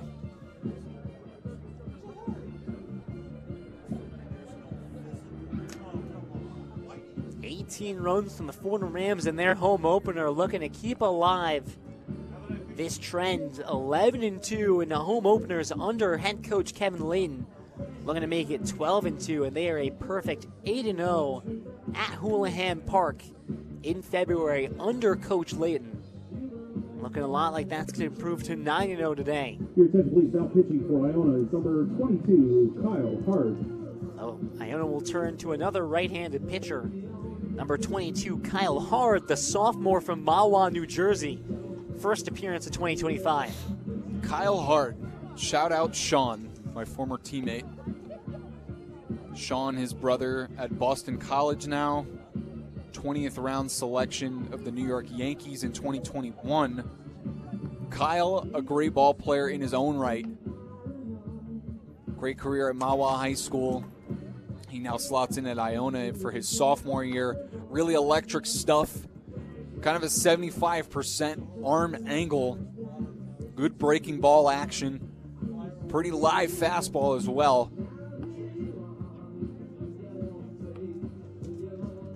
It has been a loud inning for the Fordham Rams. They have plated 8 runs. The 3-run home run from Andrew Canales. Broken this game wide open.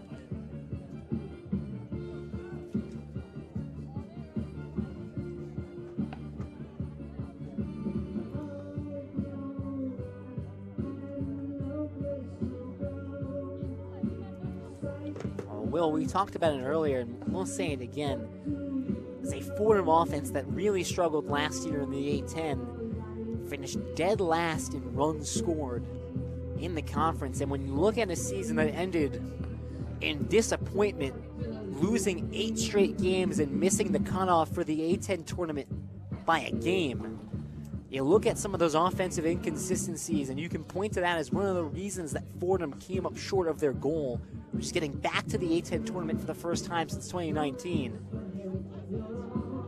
If you get more offensive production like this, you won't have to worry about it. No, definitely not. If you can remain, you're not going to score 18 runs every game, but if you can remain consistent in the quality of at-bats that you're having right now, the results aren't always going to be there. But if you can consistently fight off pitches and force pitchers to throw you hittable pitches, good things could happen. Hard fires in a ball low in the dirt. Ahead in the count 1-0 is the freshman Caden Young.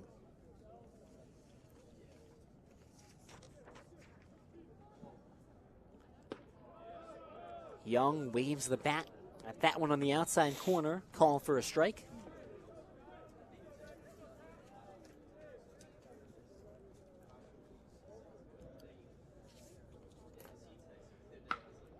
Off the bat. That's still going to send it deep into center field. Rodriguez racing back, makes the catch for the final out of the inning. Not before the Rams plate 8 runs in the bottom of the 6th. It's an 18-9 lead, capped off by a 3-run blast from Andrew Canales. Fordham 18, Iona 9. We head to the top of the 7th. Fordham Baseball and WFUV Sports.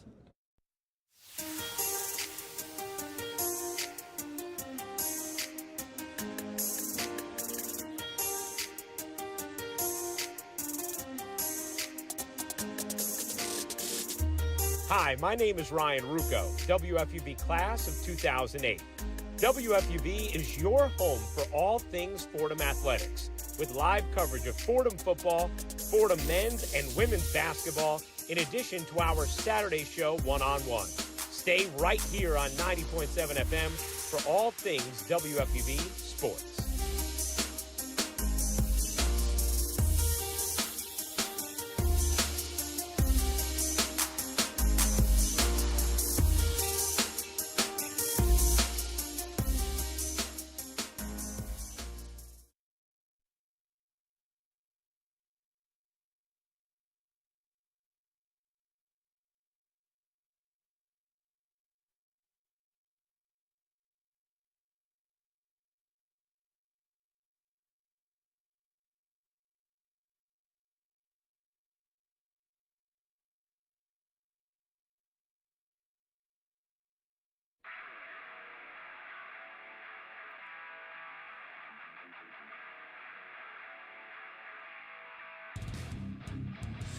What's up, everyone? I'm Evan Harkin, one of your New York Mets beat reporters for the 2024 season.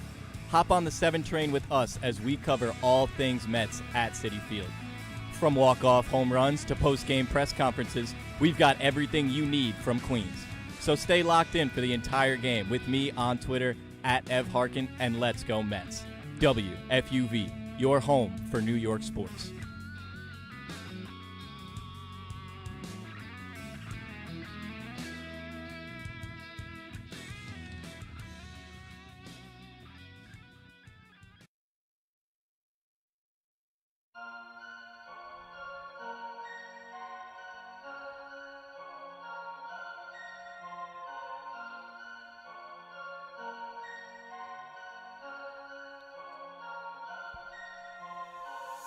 What's up, everyone? I'm Lou Orlando.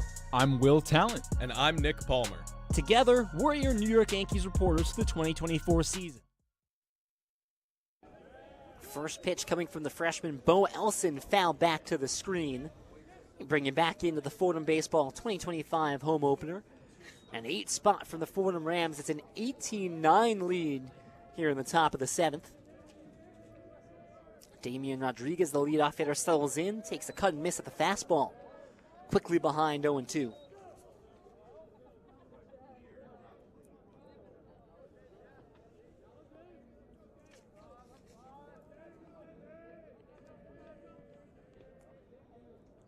From Elson. Skied high into the air along the first base side. Racing back, Ryan Meyer off his glove. Scooped up by Canales. Rodriguez races to second base. Foot first slide. There'll be an error going against Ryan Meyer, freshly checked into this game to play second base. Well, that's tough for Meyer. Limited capacity, making 10 career starts. Just one last year. He's a rotational defensive guy between third base and second base, where he's slotting in right now at 2B. Infield changes for the Fordham Rams. The freshman Anthony Grabau at second base, or at shortstop, Ryan Meyer at second. Slider tails away.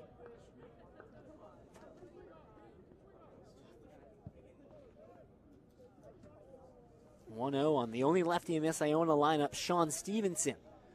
Runner on second base, no outs. Fastball clips the corner for a strike. Want to give a heads up to our listening audience. Looking like we'll have to end this broadcast early due to future programming conflicts with both men's and women's basketball set to air at 7 p.m. We'll try and take you through the remainder of the 7th inning. Elson misses with the fastball away.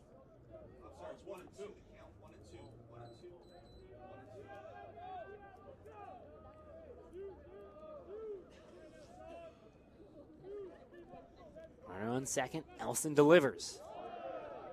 Tailing away. Called a strike by the home plate umpire.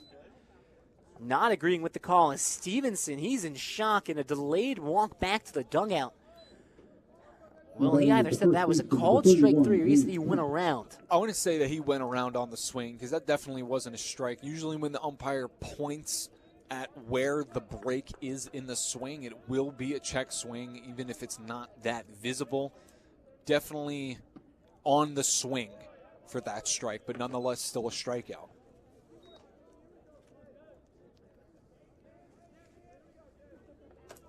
Stevenson down swing for the first out. Runner on second, 1 out. And a ball to Kemp, the 3-hole hitter. Lefty on righty matchup. Fastball skips inside off the end of the glove of Caden Young. Advancing to third is Rodriguez. I'll call that a pass ball against the freshman catcher. That is Young's first error of his young collegiate career. That pun on purpose? No, Oh. not at all. Nicely done. Runner on third, 2-0. Iona's 3-hole hitter, James Kemp. Elson deals. Fastball, line drive, right field. Canales takes a step back, makes the catch. Rodriguez will score easily, no challenge from the Rams. It's now 18-10 Fordham as Iona gets into double figures as well. That's a nice solid piece of hitting there from Kemp. Get another run to cross. Got 28 runs in this ballgame. That's pretty unbelievable. And it'll look like that Kevin Layton is going to make a change, removing his freshman lefty Bo Elson from the ballgame and giving us a new arm here who we'll have in just a moment. Ball turn to the right-hander, Diego Riley Bell. That's another freshman. Bo Elson should get a solid hand from this dugout. Comes in during the 6th inning. Shuts the door with 2 quick outs. Only run that scores here in the 7th is due to the error from Ryan Meyer. So no earned runs going against Bo Elson, who pitches an inning plus, allows 1 hit, strikes out 2. Impressive stuff by the freshman. Absolutely. He's got very electric stuff. Executed really well today. Don't want that sac fly to hurt him in any way. It was just a good piece of hitting. Really liked how he mixed and matched with the fastball up in the zone. Elevated fastballs, they work wonders. But then the sharpness of his breaking balls, just really solid work all the way around for the freshman. A good outing for him as they head down to Florida for the weekend set. A weekday game, a chance for Kevin Layton to take a look at some of the younger arms in his bullpen. And keeps it with the freshman. It's Diego Riley Bell, 6'2" from Ridgewood, New Jersey. Split time in high school between Xavier High School, 16th Street in Lower Manhattan, and Ridgewood High School in New Jersey. All league and all division in Ridgewood.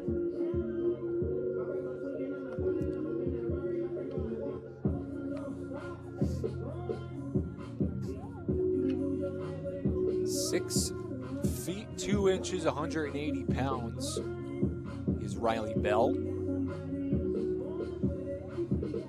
Making his 3rd appearance of the young season as well. First time out was against Indiana. Well, he pitched really well over the weekend. He 2 did. appearances against Indiana and Northwestern, did not allow a run in an inning and a third. And Just that one is, hit. when we talk about the way that Fordham's non-con schedules have been structured of late, you think back to last year, they faced number 1 ranked Wake Forest. This year, a ranked NC State team. Indiana's a Power 5 school. Northwestern has an excellent baseball program. To have scoreless frames in multiple appearances against those schools, as a freshman, I think that's noteworthy. That absolutely is. Only 1 hit, no strikeouts, no walks, but you know what? You don't need them. You don't need anything as long as it's just an out. That's what'll work for you, and it's worked out for Riley Bell so far. Looking to shut the door here now with 2 outs. First pitch in for a strike against J.C. Frias. His 2-1 home run in the 6th inning cut the Fordham lead to 1. Fordham responded with 8 runs in the bottom of the 6th to put this game It feels out of reach, but I guess with this Iona offense, you can never be too sure. No, I mean, they just got one back just now, too, so you just got to stay consistent. I know there's probably some guys you want to see throw, but you want to make sure that this game is wrapped up. Riley Bell falls behind 2-1 in the count.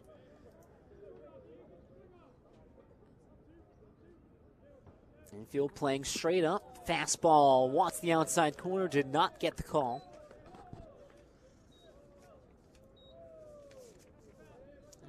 .6:02 p.m. in the Bronx. Official run time in this game will be well over 3 hours. You can feel it when there's no pitch clock, Will. Fastball misses high. And Riley Bell walks the first batter he faces. And you get a lot of offense like this, too. It definitely, hinders that time of game. Big innings where 9-10 batters come to the plate. And a multiple. 6 spot by Iona, an 8 spot by Fordham. Yep. Those are innings that are going to take a while. Fordham sent, 7 to 9 guys, sometimes 10, to the plate in the last 4 straight innings. Fastball in the turf. Skips in to the 5-hole man, Anthony Volo. Takes low.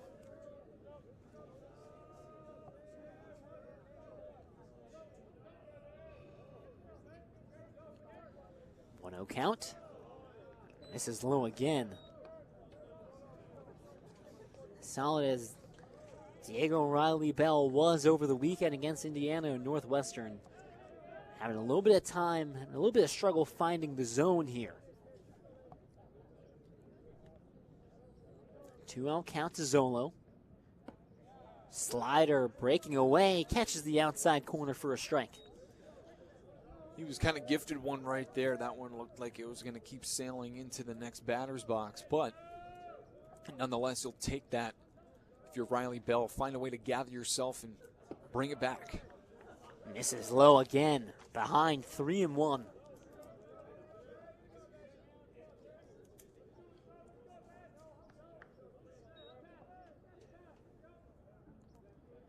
Fordham ahead 18-10, top of the 7th. Iona's already got 1 run this inning.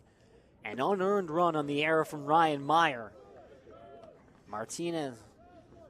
Diego Riley Bell misses inside. Ball 4. Back-to-back walks for the freshman. The catcher, number 25, Anthony Febo. 2 outs in the inning. Anthony Febo.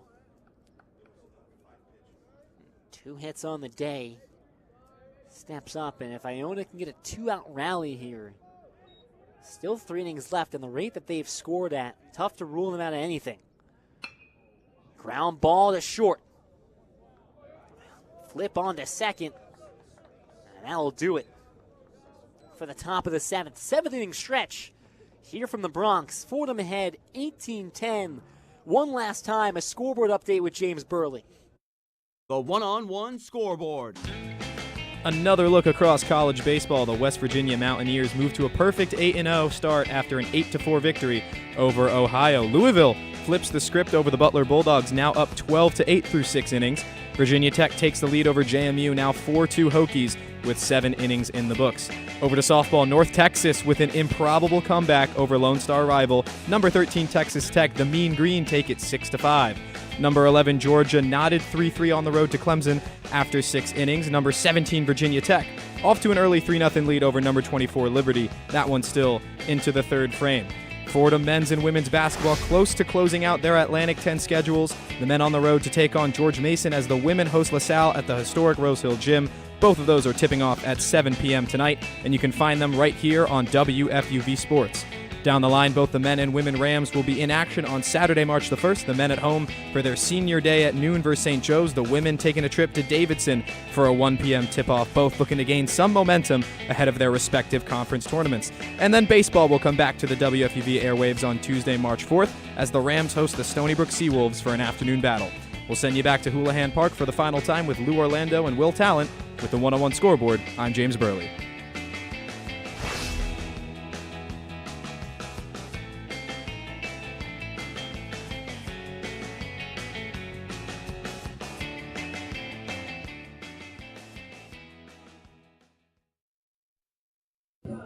Seventh inning stretch here from the Bronx, and you take a look at the upcoming athletic schedule for all Fordham athletics. Part of the reason that after the end of this half inning, we're going to close out this broadcast. We got to get our studios all set up for the Fordham men's and women's basketball games tonight at home. Fordham women's basketball senior night, their second to last game of the regular season. They host LaSalle.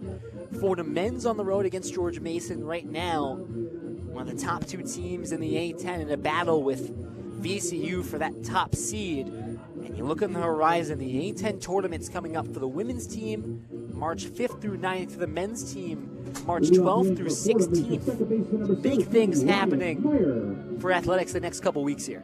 It's always a big time when the conference tournaments are starting to ramp up, and maybe the women's team with a little bit better of a chance this year than the men's team. Unfortunately, with the men's team, just couldn't really get it all together all the time. A lot of missed opportunities, and it's just where they're at in the season. Meyer, a foul ball down the third base line. Fordham ahead 18-10 here in the bottom of the seventh. Meyer behind in the count 0-2.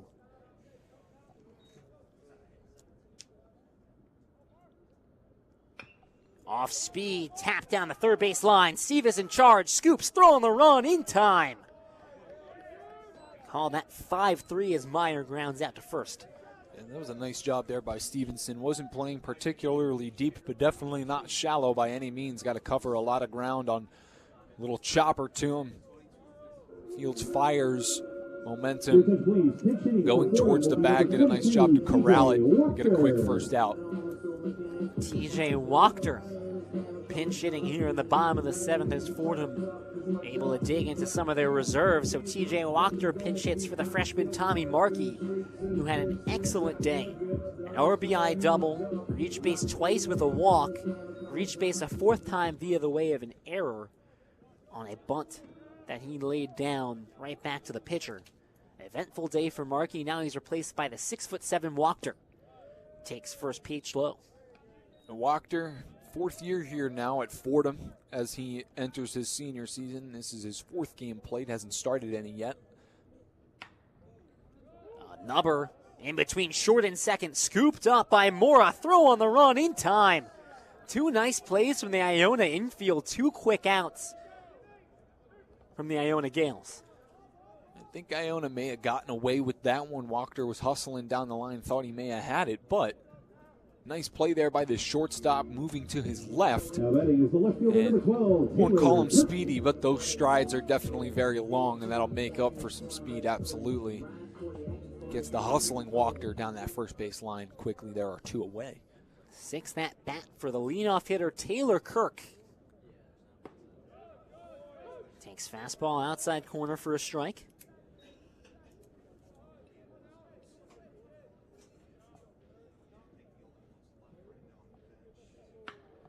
Off the end of the bat, drops in front of Wessels in right field.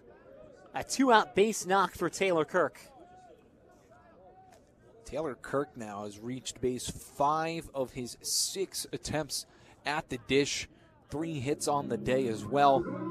This is a great vote of confidence for this entire lineup today, Lou. Lots of guys reaching base and more than once on the day. It's really good all the way top to bottom. Freshman Anthony Grabau pinch hits for Reed Lapicus. Takes a fastball low. Grabau, a freshman, gives Fordham a lot of versatility in the infield.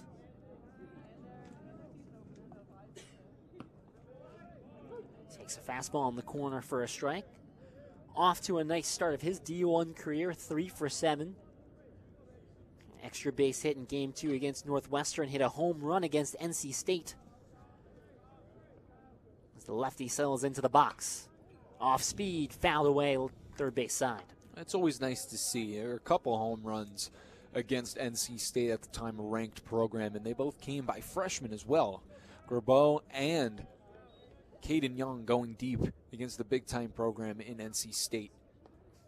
Lights are on at Houlihan Park. The sky a deep violet as the sun has mostly set. Fastball misses away. Once again, this will be the final inning of our WFUV radio broadcast. Final 2 innings will proceed as planned, just not on the airwaves. 2-2 count. Birle takes slider breaking in. And it misses off the corner. Birle, another two-way athlete that Fordham has recruited during his high school days. This time, though, an athlete playing both baseball and hockey as well. Always a fun tandem. I don't know if you clock this. He won championships in baseball and hockey. That's a tough thing to do. It absolutely is. He's not just playing 2 sports. He's winning at 2 sports. Yeah. Takes a fastball away, works a walk. 2 runners on with 2 outs for the Fordham Rams. Brings up Bucciero. Now hitting third baseman, Daniel Bucciero. Scored twice today. Base hit back in the third. A couple of sac flies as well. But all in all, just putting some really good swings on the ball. And that's exactly what you want to see out of your 3-hole guy. And another opportunity to get some more swings here. 2 on. Bucciero, first pitch swinging off the end of the bat, trickles foul in front of the Fordham dugout. And how about the heart of this Fordham lineup? Bucciero, the 3-hole hitter, 3 RBIs, 1 hit, 2 runs. Akko, cleanup, 3 hits, 4 RBIs, 2 runs. Matt Deegs has a pair of RBIs, and then the 6-hole hitter, Canales, 4 RBIs, the home run. Line drive off the middle, sliding play by Frias, race to the second base bag. He's able to beat Andrew Grabow for the final out of the inning. At the end of the 7th, Fordham still up 18-10. There is no run rule agreement in effect, but we will wrap up our broadcast right here as we shift our attention to the basketball games tonight. Fordham men's basketball against George Mason on the road, and here at home it's senior night for the Fordham women's basketball team. They'll take on LaSalle. Will, final thoughts here from Houlihan Park, a home opener that seems to be trending the way of a Rams win. Well, all I can really say is that this offense showed a lot of life today, and something that you would hope remains the same. Continue to have those quabs, those quality at-bats. Find ways to make these relievers and even starters throw the baseball in the zone to the point where you can handle it and make something happen. Shake that defense up. As for the pitching side of things, I think that's always the story. You got to find ways to have command and control of that strike zone for as long as you possibly can so you don't give up 10 runs. But all in all, great showing for this offense, and definitely a very much needed day for this offense. That's the story in this game, an offensive explosion, 18 runs with still 2 innings left to play. Well, after this Wednesday night game against Iona, Fordham heads down to Florida, a 3-game set with FAU Friday, Saturday, and Sunday. They're back at Houlihan Park on Tuesday, March 4th for a 3 p.m. first pitch against Stony Brook. We'll have that game once again on our WFUV YouTube. It will be a radio broadcast, and then the ESPN Plus broadcast start up on March 7th, so things really ramping up here. But for my partner, Will Tallant, I'm Lou Orlando signing off. This has been Fordham Baseball on WFUV Sports. Take care and tune in to Fordham Basketball tonight. 7 p.m. starts for Fordham men's and women's basketball against George Mason and LaSalle, respectively. Have a good night. Take care, everyone. Signing off for WFUV Sports.